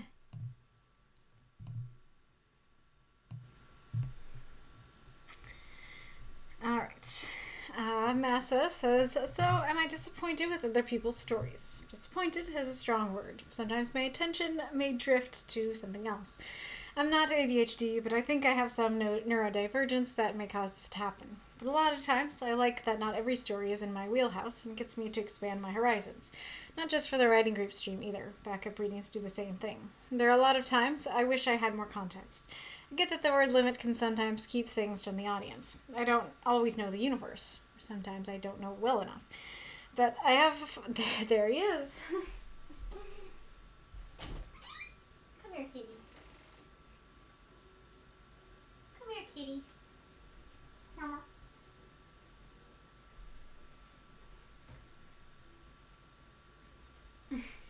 Guess I'll leave it open as liver for a second. There are a lot of times I wish I had more context. I get that the word limit can sometimes keep things from the audience. I don't always know the universe, or sometimes I don't know well enough. But I have fallen into the rabbit holes of some writers because I'm curious about what's going on from this as well. I don't know how to make me more interested. Expanding the word limit seems like an obvious choice, but at the same time, 350 words makes it so we can have more stories read. So it's best if we just try to work within the word limit. Sometimes, during the backup reading after party, people will share the extended version of the story, and that works just fine for me. This does not apply to media outside this group. If I'm not interested, I'm not going to even try. I don't have the time to spend on things that don't appeal to me that much. There's plenty of media I can find that does. Interesting. Kitty cat. He walked away. Interesting. So your answer is more focused on this group, and that does make sense that with this group, you need to broaden your horizons more than in other media consumption times. So that it's like, yeah, like we're this small, tight-knit group of writers, and not everybody's going to write stuff that you're interested in, but we support each other, and so sometimes that means writing stuff that maybe isn't completely in your wheelhouse or isn't totally to your taste, but you can still find things to enjoy about it. That's neat. And I guess, like, I think that, skimming through the comments here, I think this question is a very hard one to describe. I think I described it better earlier, because, like, for me, in my description of this, it's not so much that it's like, oh, I don't like this and I'm seeking out this thing I don't like. It's like, no, it is something I do like. It's a story I do enjoy. It's just like an aspect of it that disappoints me or isn't quite written for me, if that makes sense. Wolf says, I'm really disappointed by stories unless they're really bad. For example, I hate the Disney Lone Ranger movie. I grew up watching reruns of the 50s television series with my grandfather, who was a fan of the radio show as a kid. I was surprised and excited, and they ruined it. Aw. I've also consumed media that was not made with my demographic in mind, with varying effect. I'll praise the storytelling of revolutionary girl Atina until the cows come home, for the 9 Lives of Chloe King is terribly written. I guess I'm saying I like stories in general. Whether the flow is satisfying is my thing. I stopped watching Marvel movies because they feel very empty to me. I want a story to make me go, that's something X should watch, for example. I recently saw Monkey Man in theaters. No spoilers, but it was really solid. The story beats flowed in a way that was satisfying, which leads to an epic climax. That's a really good point with the Marvel movies, that's kind of a disappointment in a grander scale, because I feel very similarly, where it's like, I used to really love these, and now it feels kind of empty. And so that definitely makes sense. Hello, Bitzer. Right, and leave because I need to sleep. Well, I appreciate you popping in. I see. Well, I'll read this one. Mako says, I feel like I didn't see the things I want. Oh, no, I think I missed part of it. No, I didn't. Okay. I feel like I didn't see the things I wanted to see. I like that phrasing. I think that's actually a better phrasing of the question. Instead of, do you feel disappointed? I think, do you feel like you didn't see the things you wanted to see? And it just makes me want to write fan fiction or imagine it only in my head. I'd often say that they'd never do exactly the thing I wanted anyway, so it was fine. And not seeing what I expected or wanted, it was kind of what kept things interesting, kept me guessing, I guess. But not seeing relationships fleshed out or plot threads tied up, again, would just send me looking for fan fiction, which in the end gave me more story to enjoy. That I like that answer, and I definitely relate to that answer as well. And that is like going back to the Zuko thing. Like, Zuko was the first character that I wrote fan fiction about. Granted, when I started, it was I've kind of told you guys about this before, that I basically just was like, instead of actually writing new scenes, I just was like, I want to expand upon the internal monologue of this character. So I just, like, expanded on his internal monologue or something. But that was like one of the first fanfics that I ever wrote, because I was like, I want more of this character. I want more of this series. And I definitely feel that way with lots of series. When I want more, or it's like, oh, I hear a meow. Kitty, come here.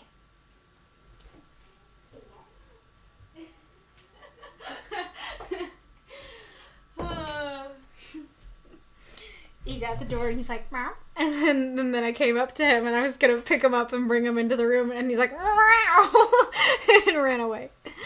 But yeah, I totally get that feeling where it's like, I like this, but it doesn't feel like that. That's definitely much more of what I was thinking with the question, where it's like, I like this, but I'm disappointed with where I went, or it felt like it wasn't tied up, or that sort of thing. And that is definitely when I will be like, all right, time to, depending on how much I love the story and how disappointed I am, that's when I'll be like, all right, crack out those writing fingers. So let's go. And then, like what you said about, they'd never do exactly what I wanted anyway. Like, that's kind of the thing that's the thing I'm talking about, where it's like, oh, like, I want them to do this thing, but I know they'd never do that, and that's part of what's made this series I'm reading so amazing to me, where it's like, I didn't think they'd do it, I didn't think they'd say it, and then they did it and they said it. They didn't say what I wanted. Let's go back up here.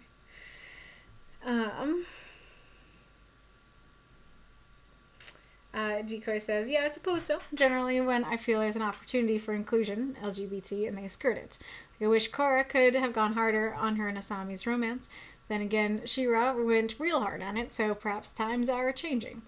I guess I feel that way due to the concept of queerbait, having the trappings of the two princesses or whatever riding off together, but at the last minute it pivots to the prince, who she has no chemistry with.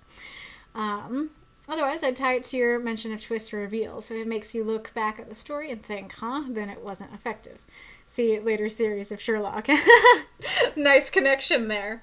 Do you mean the BBC version or like the actual Arthur Conan Doyle books? Yeah, that's a really interesting point. Like, especially with regards to like the written for you thing, that if you're like, this is what I want to see. I think the queer baiting is really, really great mention, where it's like, if you are going into a story, there's a difference between going into a story and going like, okay, I know this isn't going to have the kind of relationship that I want, but I might still enjoy it. And then that's different from like reading or watching a story and you're like, oh, wait, this might be for me. This might have what I want. And then it's like, no, then at the end that goes away. I can totally, that would be, I can totally see how like gut wrenching, that can be, for sure. Let's see here.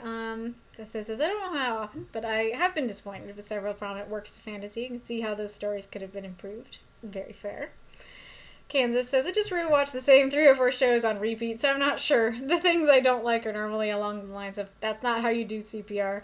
Wasn't there a book on the table in the last frame? Actually, in mythology, Loki was Thor's uncle and so forth. So the more, like, the littler things, the technical things are the things that bother you and disappoint you more than the, like, relational things. That's interesting.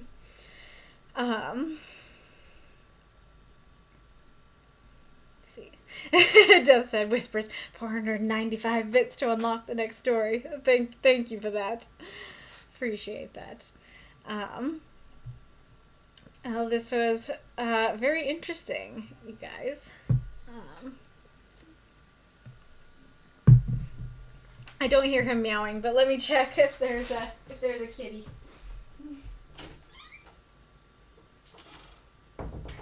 Nope, no kitty. I guess I scared him away trying to pick him up.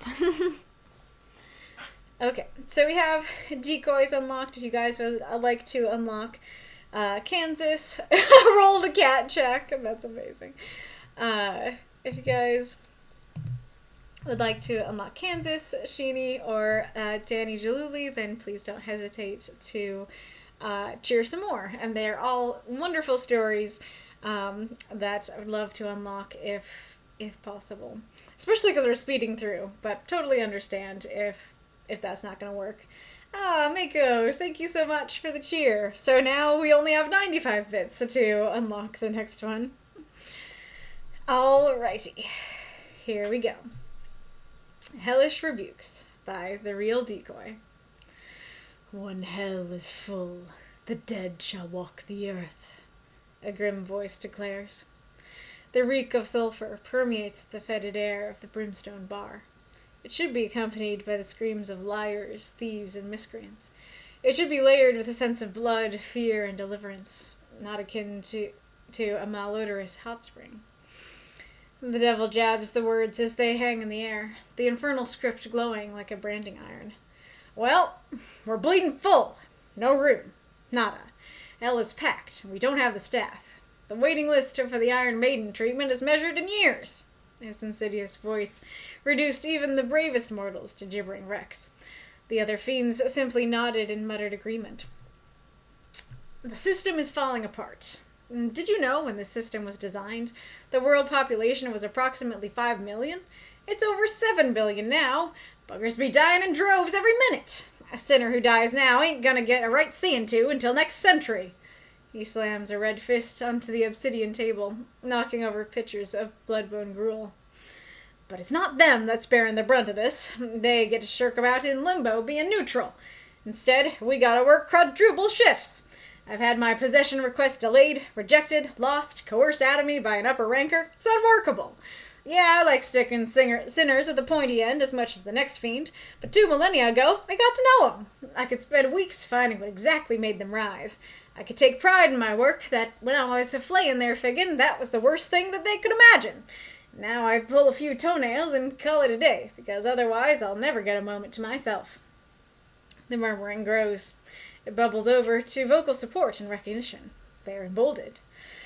Come on, lads. We're taking this to old Archie. He can't let it continue like this. Fiends of the hells, you have nothing to lose but your chain whips. Those tailloids and tentacles, cheer for this story if you loved it. Look at those cheers! Mako, Death's Head, Magistrate, Ironlung, and Marks. Thank you guys so much. So it looks like the next one was unlocked. So how much of the way are we into number 3 then? Alright. Night of the Living Dead reference to start in a D&D 5e reference for the title. I approve. Oh, is that like a cantrip or a spell? That's fun. Aw, Deco, such a nice reading. Thank you. I'm very glad to hear that. I wasn't sure if I should go more heavy on the well, a couple things.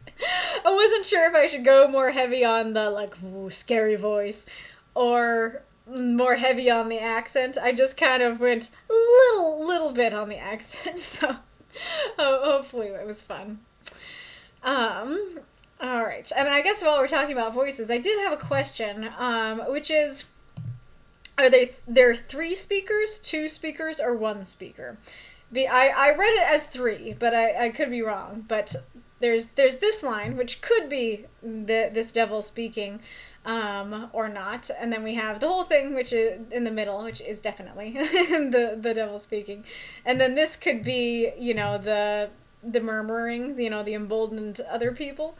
Or it could be that devil continuing to speak. I'm not quite sure. Anyways, this story was super fun. I really enjoyed it. I'm always surprised that how you guys are able to write stories about demons that I'm like, you know what? I enjoy this. I am into this story. This is fun. And I like that somebody went with what I talked about of the hell or heaven is full idea.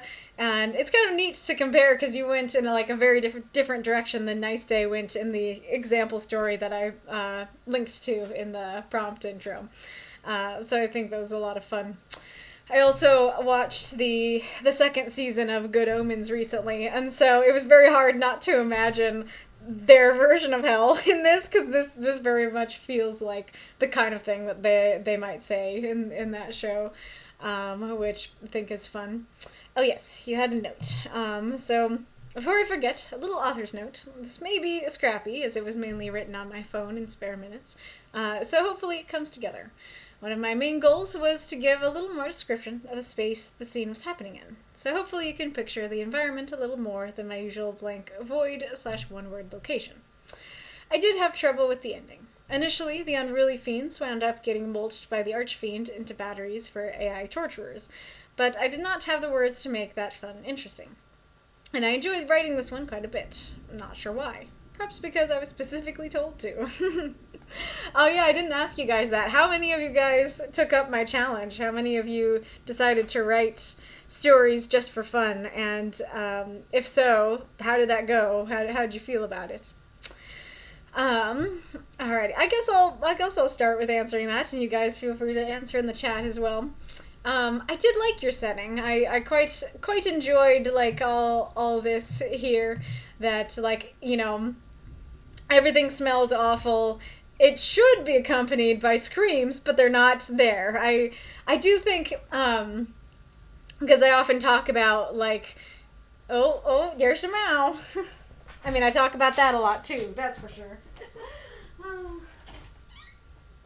There he is. Now he walks in like a good little kitty. Come here. Come here, Bo. Do you want to sit with me? I would like that. Yes. Come here. Come here, cat. Let's see if we can show him jumping onto the chair. There he is. He's not going to do a jump. Just a little walk. Okay, there we go. There's the kitty bum. There's the kitty tail. Yeah. You're so precious. A little slump onto me. Oh, it's a baby. Oh, it's a baby kitty. Yeah, maybe you can see both of us now. Both our faces. Right, little Bo. So I often talk about how you can't describe a negative. That's saying, I didn't see this thing. Doesn't really work because your character didn't see that thing.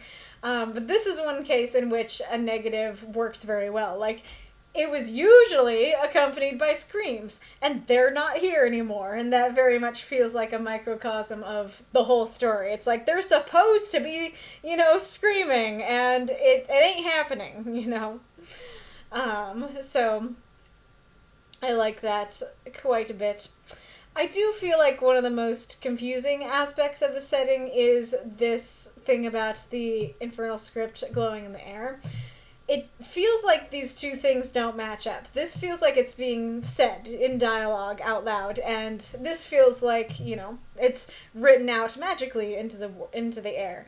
And it could be that, when it's spoken, it gets written in the air, but that's not really explained, and it feels like it requires explanation, and so I feel like it would be easier to just pick one, just have it be that, maybe the devil's just sitting there and poking at the words, and he's just reading the words to himself, when hell is full, that it shall walk the earth, instead of somebody saying them and then them seemingly going out into the air as well.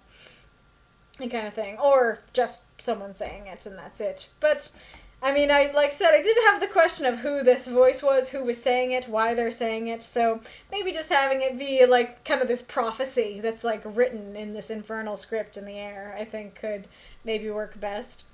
I do like the glowing like a branding iron image, though. It very much reminds me of, like, in Chamber of Secrets, the, like, I am Lord Voldemort, how that looks.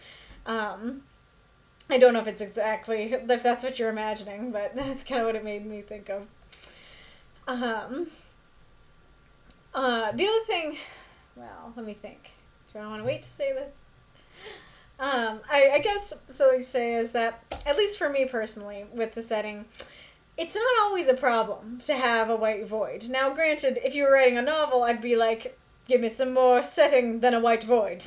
But in these 350-word stories, you don't always need setting for the story to work.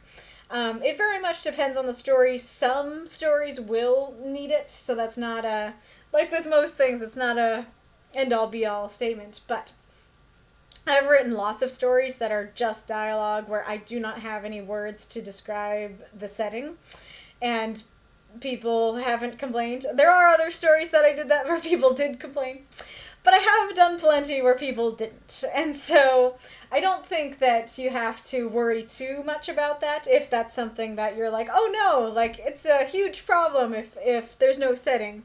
For these 350-word stories, I don't know that that always is. You can definitely have, you could have beta testers of your story kind of tell you whether it's a problem for that particular story before you post it, if you would like. But I just want to give you some encouragement that it is a great thing to do if you have the words. I think you did a great job here in this first paragraph. I just don't know that it's something that every, writing group story is required to include, if that makes sense. And I'll come back to your other question at the end, I think. So one of my biggest confusions for this piece was that when I read the devil, I was like, okay, the devil, as in like Satan, Lucifer. And it took me a bit to get, oh, you're using the word devil as a synonym for demon. And so it's just saying the demon, random demon dude says this. And so I do feel like saying either a devil or the demon would be helpful to avoid such confusion. And I also will say that everyone I talked to had the same confusion that I did there as well. So this isn't just me that had that issue. I do really like the transition of like, oh, spooky, serious to, well, we're bleeding full.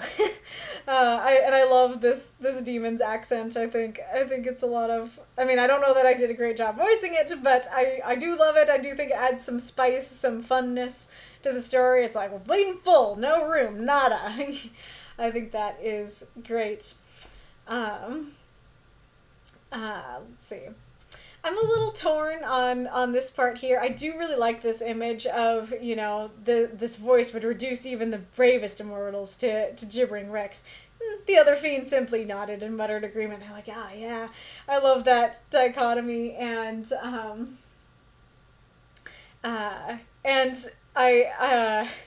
I think it's extra funny reading it the way I did and not going too heavily on the, like, grimness of the voice, and so just having it be, well, we're bleeding full, and then mortals being like, ah!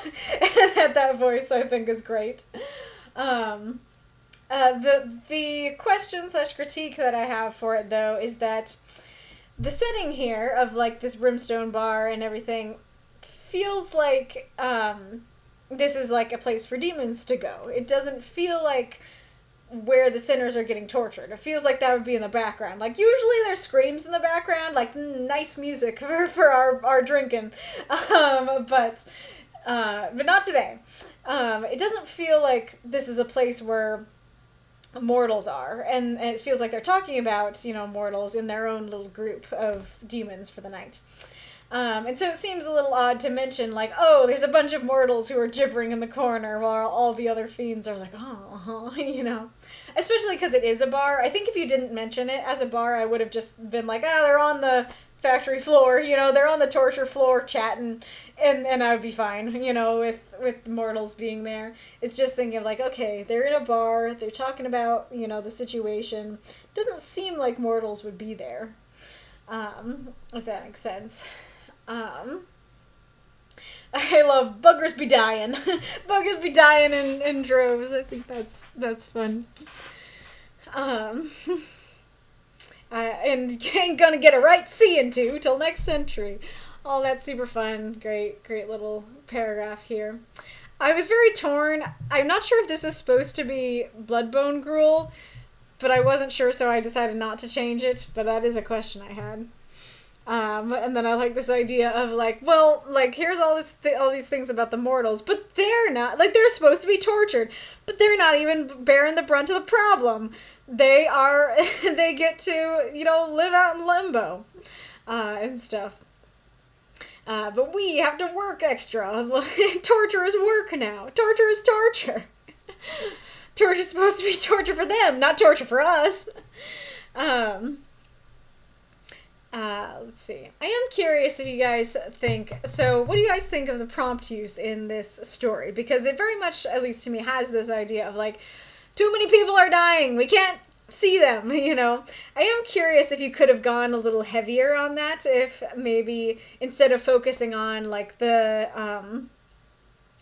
world, Earth and Hell and their sizes, focusing more on like him just being like, okay, stop dying for a bit, guys. We need to catch up, you know, and focusing on the personal. And the story is very personal, but just going a little bit more on that and going like, I can't, you know, get a moment to rest, and would you please stop dying? Kind of situation.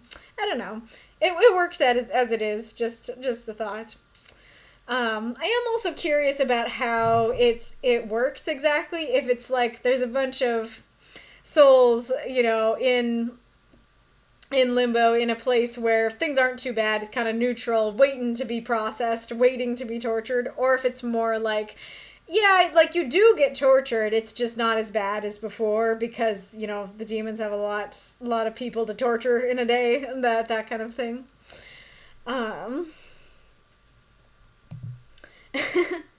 Do like the quadruple shifts. I love the delayed, rejected, lost, coerced out of me by an upper ranker. I think that's very fun. I like sticking sinners at the pointy end as much as the next fiend, but 2 millennia ago I got to know them. That is my favorite line in this piece. I love that of like, yeah, I like torturing them, but like I want to know what hurts them, what makes them writhe, what makes them tick. I think that's really funny. I am curious. I take pride in my work that when I was playing their Figgin, that was the worst thing they could imagine. I am not sure what Figgin means in this situation. I tried to look it up, and there was one definition that did sound like a torture thing, but it was a verb. It would be like, you know, Figgin them. But flaying their Figgin seems much more like flaying their ass. So I'm curious what that word means as a noun in that context. And then, what did I say there? Oh yeah, I talked about that. Yes, I think I did. But yeah, I like how it's like, like I wanna torture him real bad, but all I can really do now is pull some toenails because I want my break. Very, very fun. I'm curious who Archie is meant to be. Before I read your note, I was thinking Archangel, especially because, you know, I have good omens on the brain. I'm thinking like maybe they go talk to heaven and are like, something's wrong. I think now that I've read your note, I think it's the Archfiend.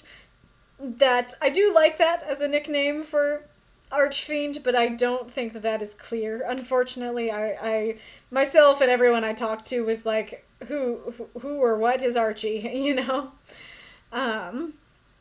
I am also curious what you have nothing to lose but your chain whips. I actually read it wrong at first. I read it as you have nothing to loose with 2 O's, but your chain whips, and I was like, oh, that's kind of neat. Like, loose your chain whips. We're going on a mission. But no, it's lose, and so I'm kind of wondering what the meaning is there, because it feels like they could lose more than that. It feels like, there's other weapons they could lose at the very least. Can they be killed? Maybe they can lose their lives. Considering what you say up above, it seems like they can. So it seems like there is more that they can lose. So I'm curious why you'd say that. And let's actually go back to that little note that you had. So I like that you mentioned this, because it gives us something interesting to talk about. I think that you made a great decision in deciding to, kill your darling and be like, I don't have the room to make this interesting, so I'm gonna leave that out. I think that was a great decision, because I do feel like the story makes sense, and it makes sense without that, and it's very likely that if that was included, I would have been like, what's going on? Especially because as I'm reading, the summary, I'm honestly still kind of going like that. I'm like, what do you mean? Especially because it's like, the whole point was that they like need more demons to help out. So there's not enough demons to go around to do the torturing. And so mulching your demons and mulching multiple demons into like one AI torturer, or or one battery for AI torturers, seems counterproductive. Like, I'm not really sure. I'm not really sure the purpose of that. I'm not sure I really get it. So I think that it was a good choice to just leave that off, and I felt like I could understand what was going on without it. This also reminds me of another thing I wanted to talk about, which I'm surprised it slipped my mind, because it was actually probably my biggest critique, which is that the story starts with, when hell is full, the dead shall walk the earth. And the devil says, well, we're bleeding full. And when that happens, I'm like, okay, we're about to walk the earth. And I'm thinking that's how the story's going to end. That it's like, all right, well, we're full. Time to walk the earth, boys, And so the fact that it doesn't end that way makes me wonder why it started that way. It kind of makes it feel like it would be better if that were left off and just start with, well, we're bleeding full. What do we do about it? Instead of, having that answer to what they are supposed to do about it.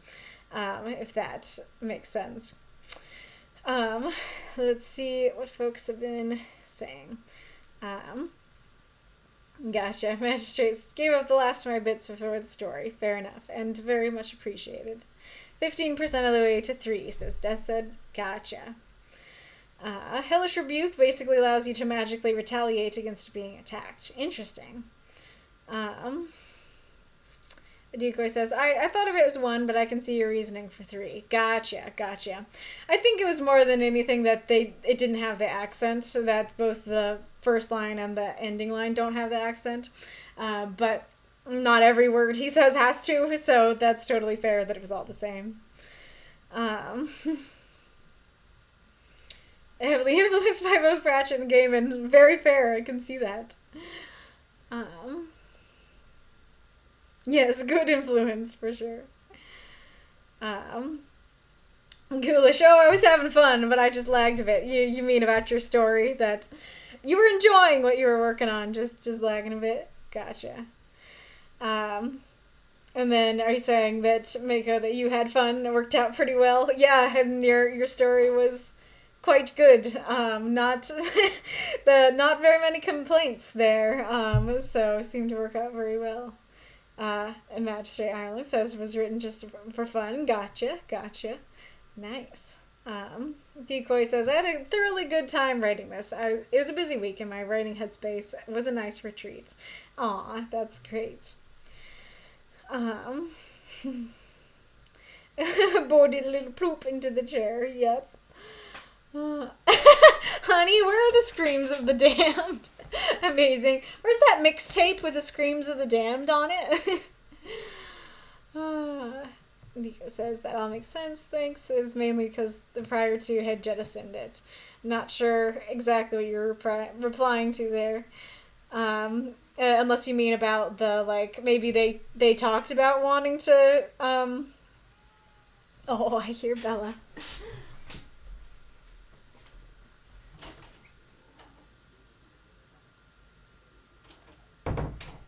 That's a baby cat.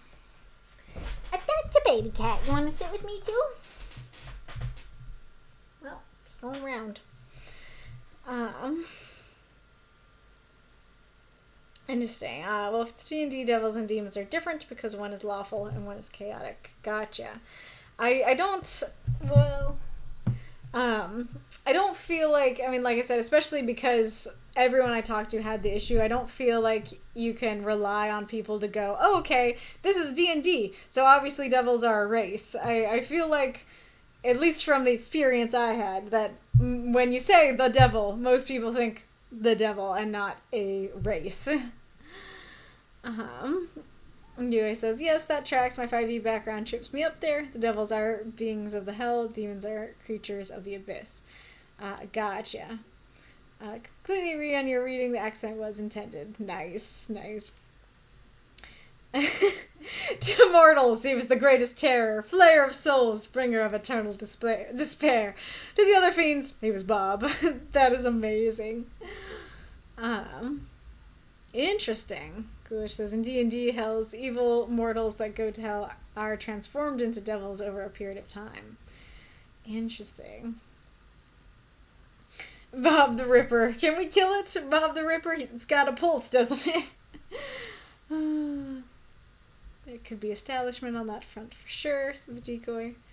Devils can only perma-die in hell, not on Earth, I assume you mean. Interesting.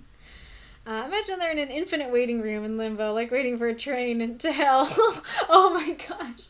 I feel like that would be its own hell, like sitting there and knowing that like the train is coming and going to take you to your eternal torment, and just that anticipation of when the train's gonna come would be terrible. Interesting. Decoy says, figgin means whatever the reader thinks it means. Gotcha. A figging is a pudding, generally. What body part it refers to is up to the fiend's interpretation. Nice. I used figgin in the hopes of keeping it a little vague for content warnings. Gotcha. On the chain whips line, it's simply a play on workers of the world. You have nothing to lose but your chains. From Marx, I believe. I can't see the name Marx without thinking of our Marx now. I'm like, Marx said that? No, Karl Marx. Gotcha. I think that, I think that's just an issue of me not knowing the line. But now that I know that it's a reference, that's kind of cool. Interesting. D&D devils are extremely hierarchical. Chain devils are a specific rank. To lose their chain whips means that they'll be demoted. Gotcha. Ghoulish, I think, replying to my thing about the dead shall walk the earth. I wanted zombies. I was promised zombies. Yeah, exactly. They should be walking the earth. The contract has been broken. I feel like that's, if I'm understanding you, I feel like that was important to note that the contract was broken, because there doesn't seem to be anything in my mind that conveys that is broken, you know. Yeah, and I guess if you take one of the readings out, if you just have it be like, you know, he jabs at the words in the air, then you could have it be something like, you know, these words are, maybe something's wrong with the words, maybe there's a line through them or something. It's like, you know, these words were once a promise, but now, you know, now it's broken, that kind of thing.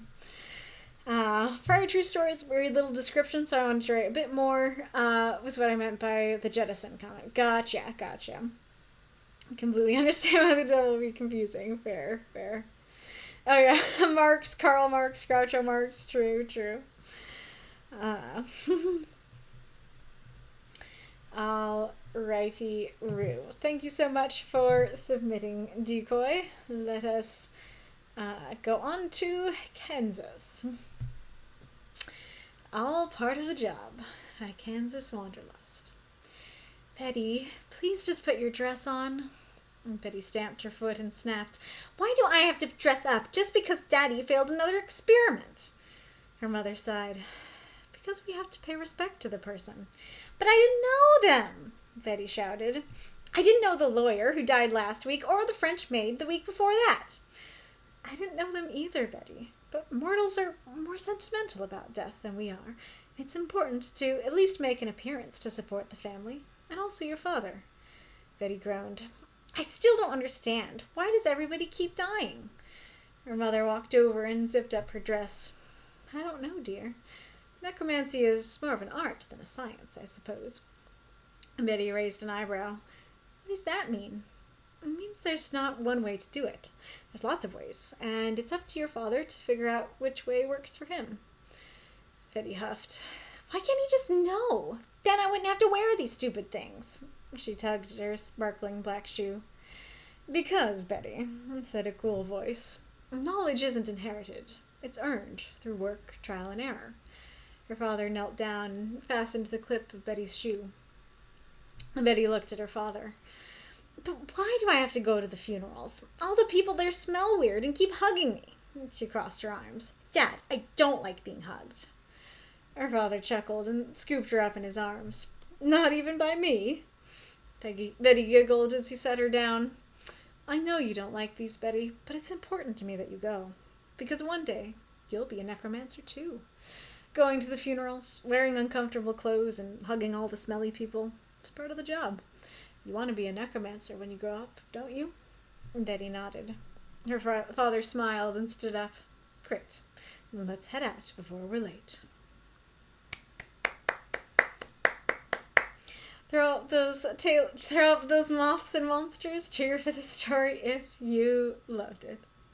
Aw, Decoy says thanks again. You're welcome. Like the concept of the words being faulty. Glad you enjoyed it. I don't know why there's a sad robot face. Alright. This was super cute. Kansas. I think Kansas said something. So Kansas says, real quick, this is not my best work. I always hated going to funerals growing up because it was always distant family members I didn't know. Anyways, I was torn on if I should have added more context to the world, and I was being vague. I'll write in this context. Gotcha. So, I had a very interesting experience with this story, and this really calls into attention how differently I can sometimes read stories if I'm just like reading them for a review versus reading them for the stream. Because you'll probably notice if I've reviewed you before or you've seen my reviews that my reviews tend to be a lot more positive than my comments on the streams. And I don't know exactly what... I mean, the way... Hello, kitty. Hello, kitty. You want to sit on the chair with me? Come here. Aw, so cute. So cute.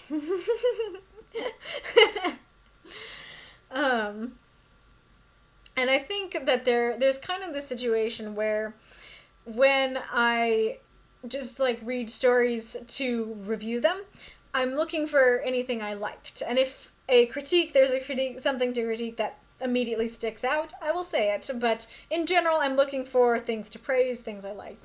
And on the stream, I am looking for both, but a little more heavily looking for how could this be improved, you know, what are the potential issues with it. And I really sit with the stream stories more than I sit with the stories I review. Like the ones I review, I'll probably read them at least twice, if not a couple times. It'll probably be in my head, and I'll be on my way. But with the stream stories, I will read them out loud multiple times, and I will discuss them, you know, with other people and really sink my teeth into it. And it's very interesting to me what a different reading comes across. Because when I read the story just to myself to review, I was like, this is super cute. There is some context that I feel like I need, but like it's adorable and I can forgive it. And, you know, but then when I'm looking at it for the stream, I'm like, I really feel like I need that context, which is, I don't know, it's just an interesting experience, for me.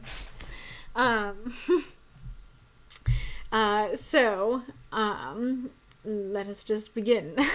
So I think I'll begin in general terms, especially because of what you said, that I totally agree with that like hating funerals and stuff. And like I didn't have to go to a lot of funerals growing up, but I can very much sympathize with Betty being like, there's this fancy event for people I don't know. I don't want to dress up. I don't want to be there, you know. I can totally feel that, because I always had, you know, similar feelings when growing up too, that I was like, I don't want to go to these fancy events. I don't want to dress up. And, you know, I still have a lot of that. I just, you know, I'm not forced to do it as much. But I can really relate to Betty. And I think that's an interesting strength for this story, because I feel like a story that is about, you know, a kid maybe being a little bit bratty in a way could easily be very distancing from the kid. We might want to distance ourselves. And I don't know how other people read it, but for me, like, I'm like, I feel ya, Betty. I'm right there with you. And even though, like, this is about people who died and it might seem callous, like, we get, you know, why she has that reaction on multiple levels. And I think that's very cool. I like the simplicity of the scene, that it's just about this family and trying to get her to get her dress and her shoes on. I think that is a great example of, like, a great thing to do with these stories, and a great way to do, I guess, what I was talking about with the decoy, of having both dialogue and setting, and having it work really well together, because you've got your dialogue, and then you also have these specific details about, like, zipping up the dress and the sparkly shoes that just add that little punch of vividness where I can really picture what's going on in the scene. So I think that's great. And just focusing on this very specific moment of, like, you're not trying to focus too much on the bigness and the grandness. You're trying to focus on Betty needs to get her dress on and go to a funeral. And I think that is a great way to use, you know, these stories and have it be that you can talk about bigger, deeper things while the scene itself is very simple. Especially because the scene itself kind of feels like a microcosm of, like, the conversation, right? I mean, that's the point. But, you know, the conversation is about these grand concepts like death, and then the action is, you gotta put your dress on. And both of them fit together really well, and I like that a lot. And yeah, that it's interesting, because, like, the climax of the dialogue and the climax of the action are different but the same, right? Because, like, the climax of the dialogue is like, hey, like, you need to go because you want to be a necromancer when you grow up. And the climax of, you know, the action is she puts her dress on and we get going. And so that works really well. And then instead of having the action be unrelated or just be there for flavor, or having no action, having them fit together in that way works really well for me. So going to the next line here. This line, I think, is the biggest offender, or the biggest source of confusion regarding context. So when I first read the story, this stuck out more to me, and so when I got here, I was like, oh, okay, so they're immortals. And I was kind of thinking that's just, like, period. That's what it is that they're immortals, and because she's immortal, she doesn't get death. And that totally makes sense, totally works. And so adding the necromancy element, while I like it, and I think it's interesting, I feel like I need to know why these two things fit together, and how these three things fit with the funerals. And this line here of, why do I have to dress up just because Daddy failed another experiment, is one of the biggest sources of confusion for me, because like, it would make sense if it's just, you know, they're all immortals of some sort, and they're friends, and, you know, people around them keep dying. And Betty doesn't really get why that's sad right now, and she's just like, I don't understand. What is death? Why do people keep dying? Like, we don't die. That's not our thing. What is this? Totally makes sense. You could also use it with just the necromancy thing, where it's like, you know, maybe he has to go to the funerals to scope out his next body, or his next zombie henchman. kind of thing. That what was I gonna say? But yeah, like that would make sense too. It's like, why do you have to go to the funerals? Well, because Dad, needs to do it for his job, and you're gonna need to do it for your job in the future. But the failed experiment thing really throws me, because it seems to be saying that, like, he, as a necromancer, is doing experiments, either on live people or dead people. Regardless, those experiments end in death. Well, usually, with a necromancer, the point is to revive the dead. And so, how does that work? Where, the necromancer is doing experiments and they end in death, as opposed to, like, ending in resurrection or starting in death. It kind of brings to mind, for me, the idea of, like, he's trying to bring someone back, and he fails. And when he fails, now they're actually dead. And it's like, okay, well, I tried to bring your loved one back, didn't work, sorry, time to go to the funeral. I could be way off base, though. I really don't know what that could mean, what that could be, that it's an experiment. And I think leaving that off would help a lot to make it make more sense. I do think, going back to what I was saying before, like, if you had kept it more simple and had them just be immortals and leave off the necromancy element, then totally would have made sense to me. And I also think you can do the necromancy thing, like, without the immortal thing, because those two things can fit together, especially with, like, lichdom and stuff, and maybe they are all liches, but it's not quite clear what the connection is. It's not clear what they are and why they're immortal. So, like, that connection of necromancy, immortal, not just necromancy, immortal, but necromancy, immortal family, especially when paired with necromancy, failed experiments, immortal family. I have a lot of questions and don't quite understand the connections between those things. And the more I reread it, the more I feel like I need those connections. I like I didn't know them, like, again, feels very kiddish and also very relatable, of, like, why do I have to go to this funeral? I didn't know this person. Works very well. I do like this line of mortals are more sentimental about death than we are. I think that's fun and interesting. And I like, her going, you need to support your father. It's not just a ritual. It's not just for the mortals. It's also for your father. And that's the thing that really gets to Betty. I think that's very relatable. I like that a lot. I like why does everybody keep dying? I'm finding, as I comment on these stories, I seem to actually like, with this prompt, the direct use of it. I usually don't like when the prompt is directly used. I seem to like it with this prompt, because every time that it has been directly used, I praised it. And often when it wasn't, I was like, you could add it! So yeah, I like that, and the, like, innocent childishness of it, even though the question is very strange. I do like this idea of necromancy as more of an art than a science. I do think that's very fun. Like I said, it just kind of goes with the experiment thing that I'm not really sure of the meaning. I do like the idea, though.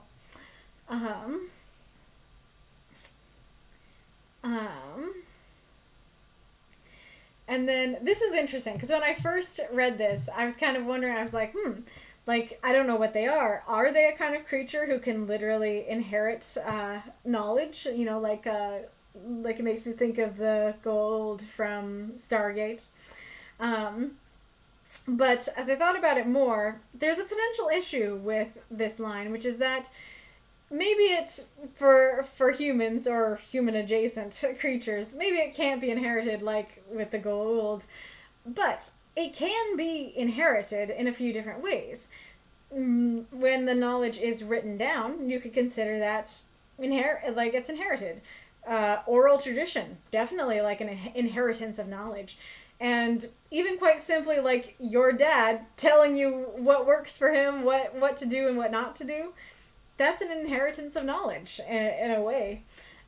So it feels, and so it kind of brings to question, like, are there no, like, libraries he could go to and read about this? You know, have there not been other necromancers he can, you know, inherit knowledge from?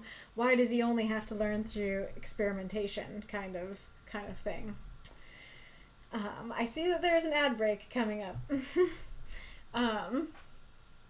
I like the people there smell and they keep hugging me. I don't like being hugged. I like that. It's especially interesting because I feel like a lot of little kids do like being hugged. And one, I think you're in, well, I don't know if you're in an ad yet. Sometimes it's delayed a second. But I think little kids often are like, yay, hugs! And so I think having a kid who doesn't like being hugged, especially, you know, maybe emphasizes like, like maybe they're a different kind of creature who would be especially averse to touch. And that's also totally fine if you're a human being who doesn't like being touched. Very valid, you know. Just a line that I liked there. And then I like the response of not even by me and the giggles. Super cute. Super fun.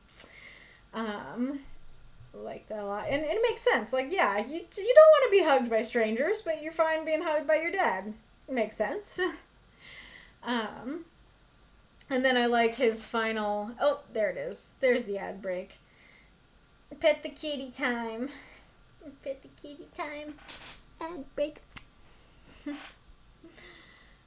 Kitty. Don't know if you could see Bo if I turned the camera. He's on the other chair over here.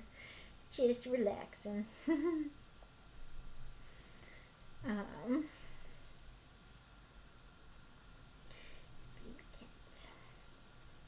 Baby cat.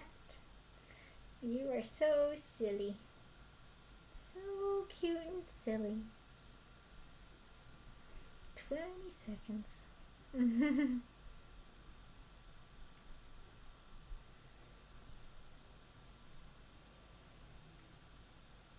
I feel like there's something like something I should set up as like a prize for the supporter or the subscribers who don't have ads and what to do during them. Alright, we're back. I like the emotional angle that they go from, that ultimately it's not so much about like, well, because I feel like some families would go like, well, you have to, like, this is the ritual, you have to go, and people don't respond very well to like, well, it's what you gotta do, and going for that angle of like, hey, I know you don't want to, but it's important to me, and you care about me, right? So will you please go for me? You know, I think is a great way to go about it. And I also really like the twist that she's gonna be a necromancer too. I think it's especially cool throughout the story that you're using this traditionally very dark art that is very lonely, and making it a family thing. And it's almost like, you know, the apprentices of old, that it's like, well, it's in the family, you know. I like that a lot. That's really cute. This like, hey, you want to be like me when you grow up, right? Well, you know, that means you got to do this. I think that's very neat. Let's see what folks have been saying. Yeah.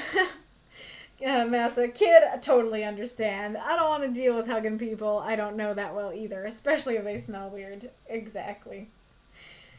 Cute, but context? Yeah. Necromancer, think of it less as a funeral and more of a shopping trip. That's amazing. I don't know that that's what Kansas was going for, but I love the idea of just this necromancer like walking up to the funeral and subtly trying to like squeeze the arm and be like, yeah, good muscles here. And it's like, what are you doing there, bud? It's like, oh, just like poor Bob, you know? And isn't a funeral, it's more of a christening. Yeah, exactly. Massa. I mean, if they're getting hugged by the elderly that smell like mothballs and pinch them when they get hugged, I can understand the child's apprehension. Yeah, totally. As someone who's around little children because of my cousin, they have to get those kids to hug family. Okay, so maybe I'm just wrong there. That kids in general are not huggers, so don't like being hugged.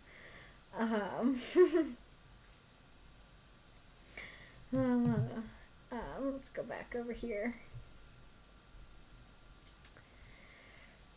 Do.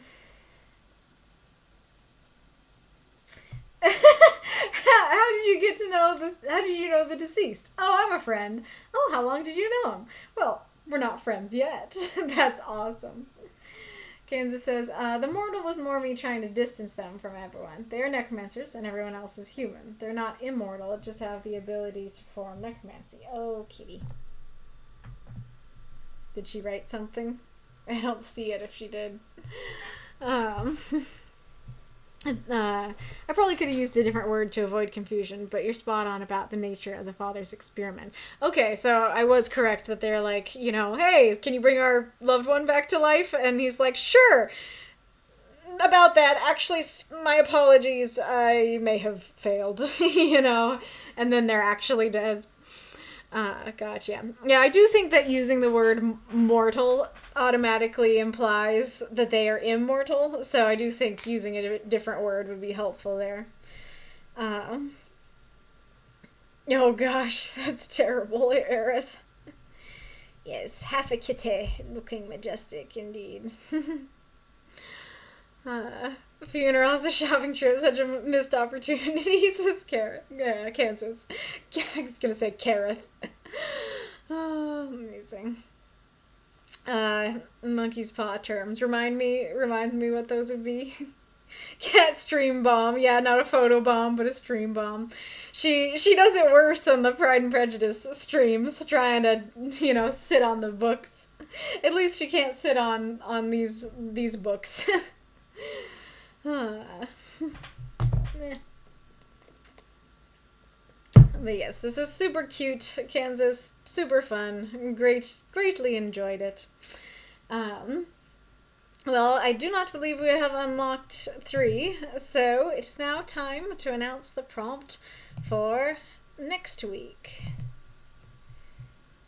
Deedle-a-doo. Deedle-a-doo. Whoa.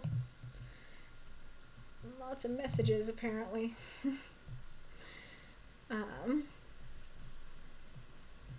Okay, go over here. I don't know if you guys can see my messages, but I like to get rid of them before I go over to the announcement, just in case. Okay. Let's make this like that. And well, you know what? Let's just do it like this and see what you guys see. See what happens. Alrighty-roo. So, in third place with 12 votes, we have a tie. And that is between You Are the Entire Circus and The Princess is the Dragon. I love both of these. I don't think either of them have made it to the final vote before. Both are fantastic. If I understand correctly, You Are the Entire Circus is like the kind of, like where have I heard that? It's almost like a riff on like Not My Circus, Not My Monkeys, but it's like, no, you're not the monkeys. You're the entire circus, basically. And then The Princess is the Dragon. I love, you know I love those types of things. Not our prompt, though.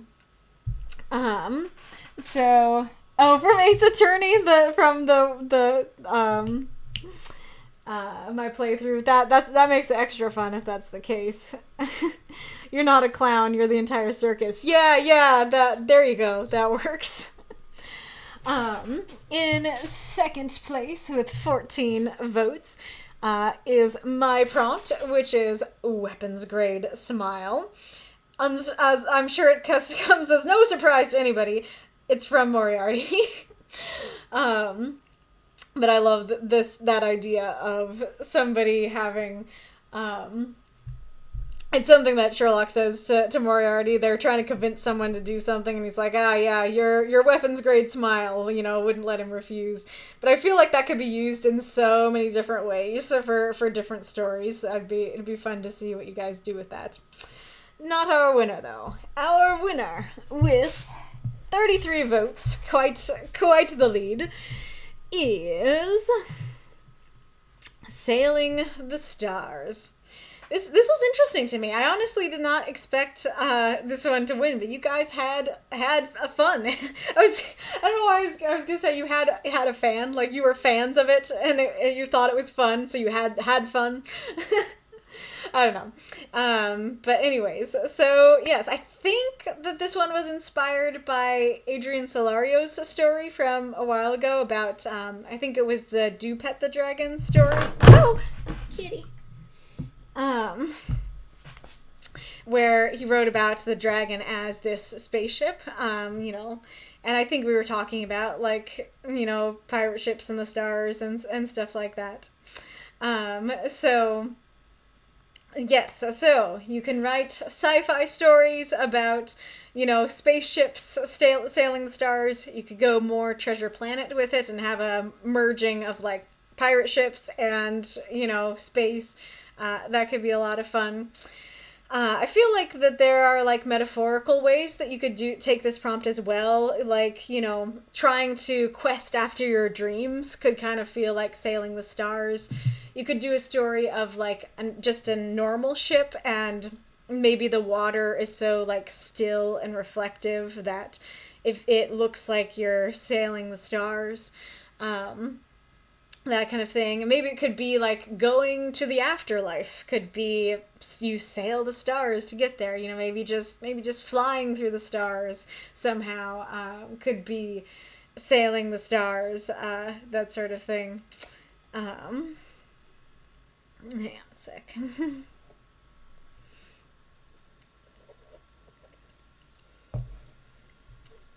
Oh my gosh, Kansas. Probably won't be have a chance to write next week. My husband has his last round of chemo, so I'll be at the hospital with him all week, and there's no worse Wi-Fi than hospital Wi-Fi. Oh, my heart goes out to you, Kansas. I'm so sorry to hear that you and your husband are dealing with that. Yes, exactly. As Aerith said, hope your husband wins his fight against this illness. He's doing well, says Kansas. He got lucky, and it was just in his bone, and they cut that out a few months ago. After this round, he'll be all good. Oh, thank God.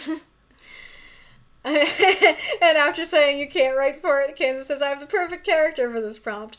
Well, maybe you could try and whip out a story tonight, and then after I post on Monday, you could quick try to post it. Let me see what the stream chat is saying.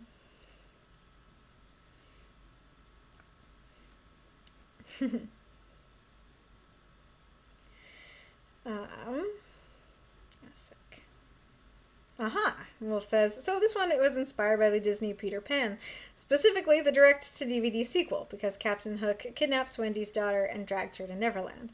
Also, fun fact, the sequel movie takes place in World War II era UK. Interesting. Well, I definitely thought of my Peter Pan for this prompt. Maybe that means I have to go with that if that was literally the inspiration. But yes, that definitely makes me think of that, flying to the second star to the right can be sailing the stars. In some interpretations of Peter Pan, Hook's ship can fly through the stars, so like that sort of thing can work as well. Oh, nice. Kansas says, I may just do that. I would love to see it if you're able to. You were hoping I'd write for Peter Pan? Oh, that's sweet, if so.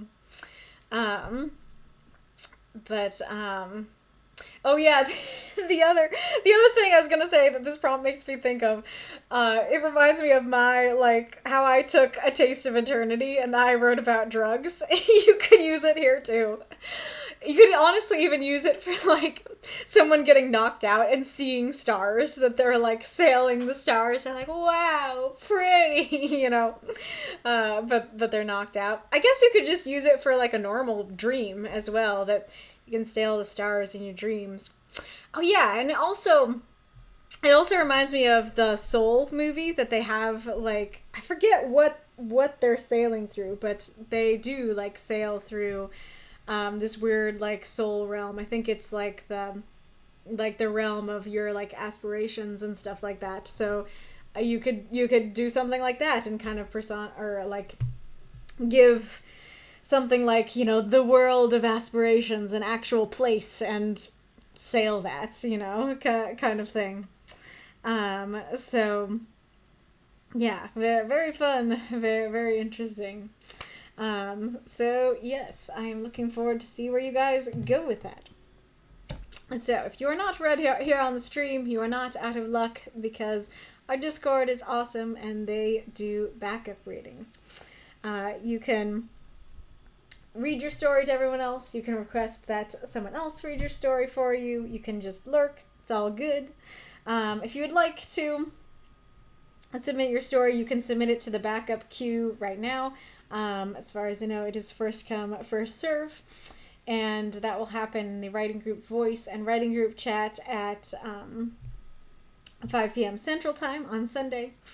A lot more back and forth discussion in voice. Definitely worth joining.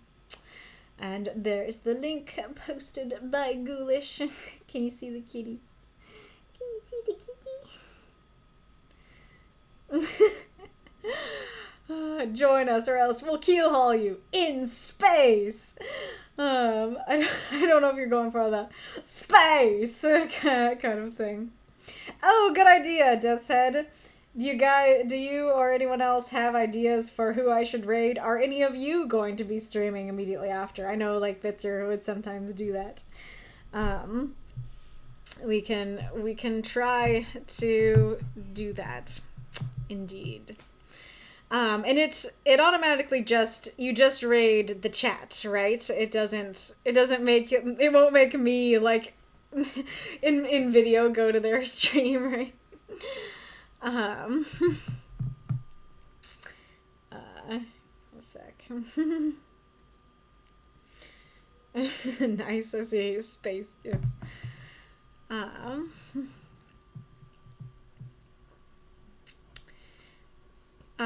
Okay. Make you go say no.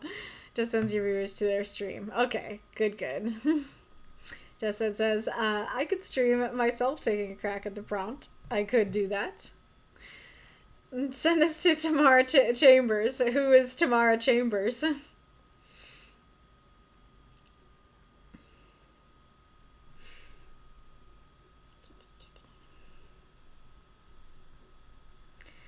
Who is this person? Bella.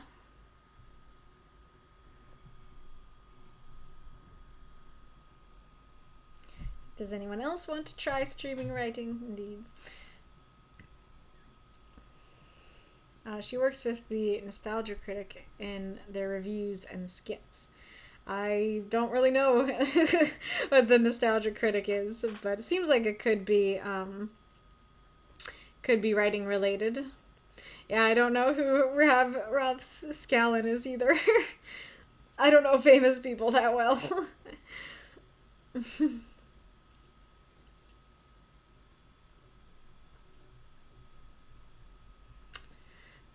What are you guys thinking? I mean, I do kind of like the idea of starting with going to Death's Head. Just starting with someone I know so that I know how it works in a safe environment. But if you're not feeling like streaming, that's totally fine. And if you guys are very interested in trying to go to this Tamara Chambers, I could try that as well. I was like, I wouldn't say she's famous, so fair enough. Gotcha. It says from the people that you follow. OBS obey. Obey, yes. Kitty. What you doing? What's your problem? Fair enough, Magistrate Ironloom. Raccoon Girl VTuber, nice. That's who Tamara Chambers is. That's great. Are you up and running, Death said?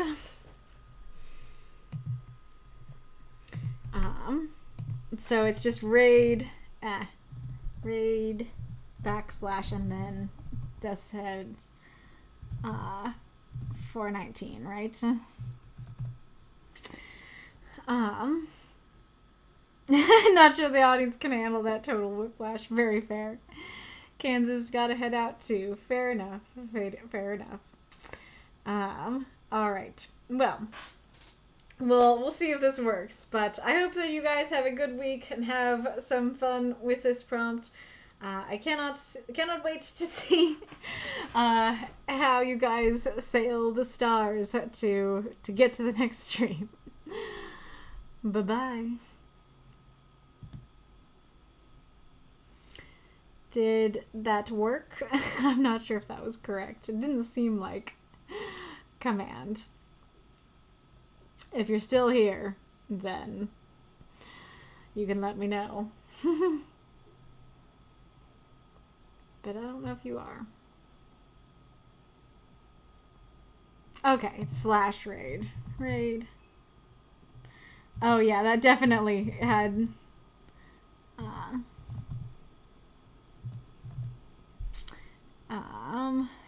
okay, wait, it's a capitalize actually.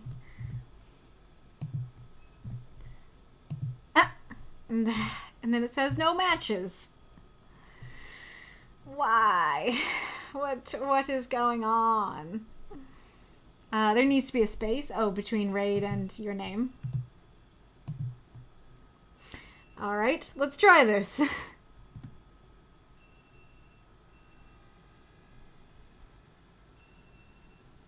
Alright. Seems to be working. Alrighty.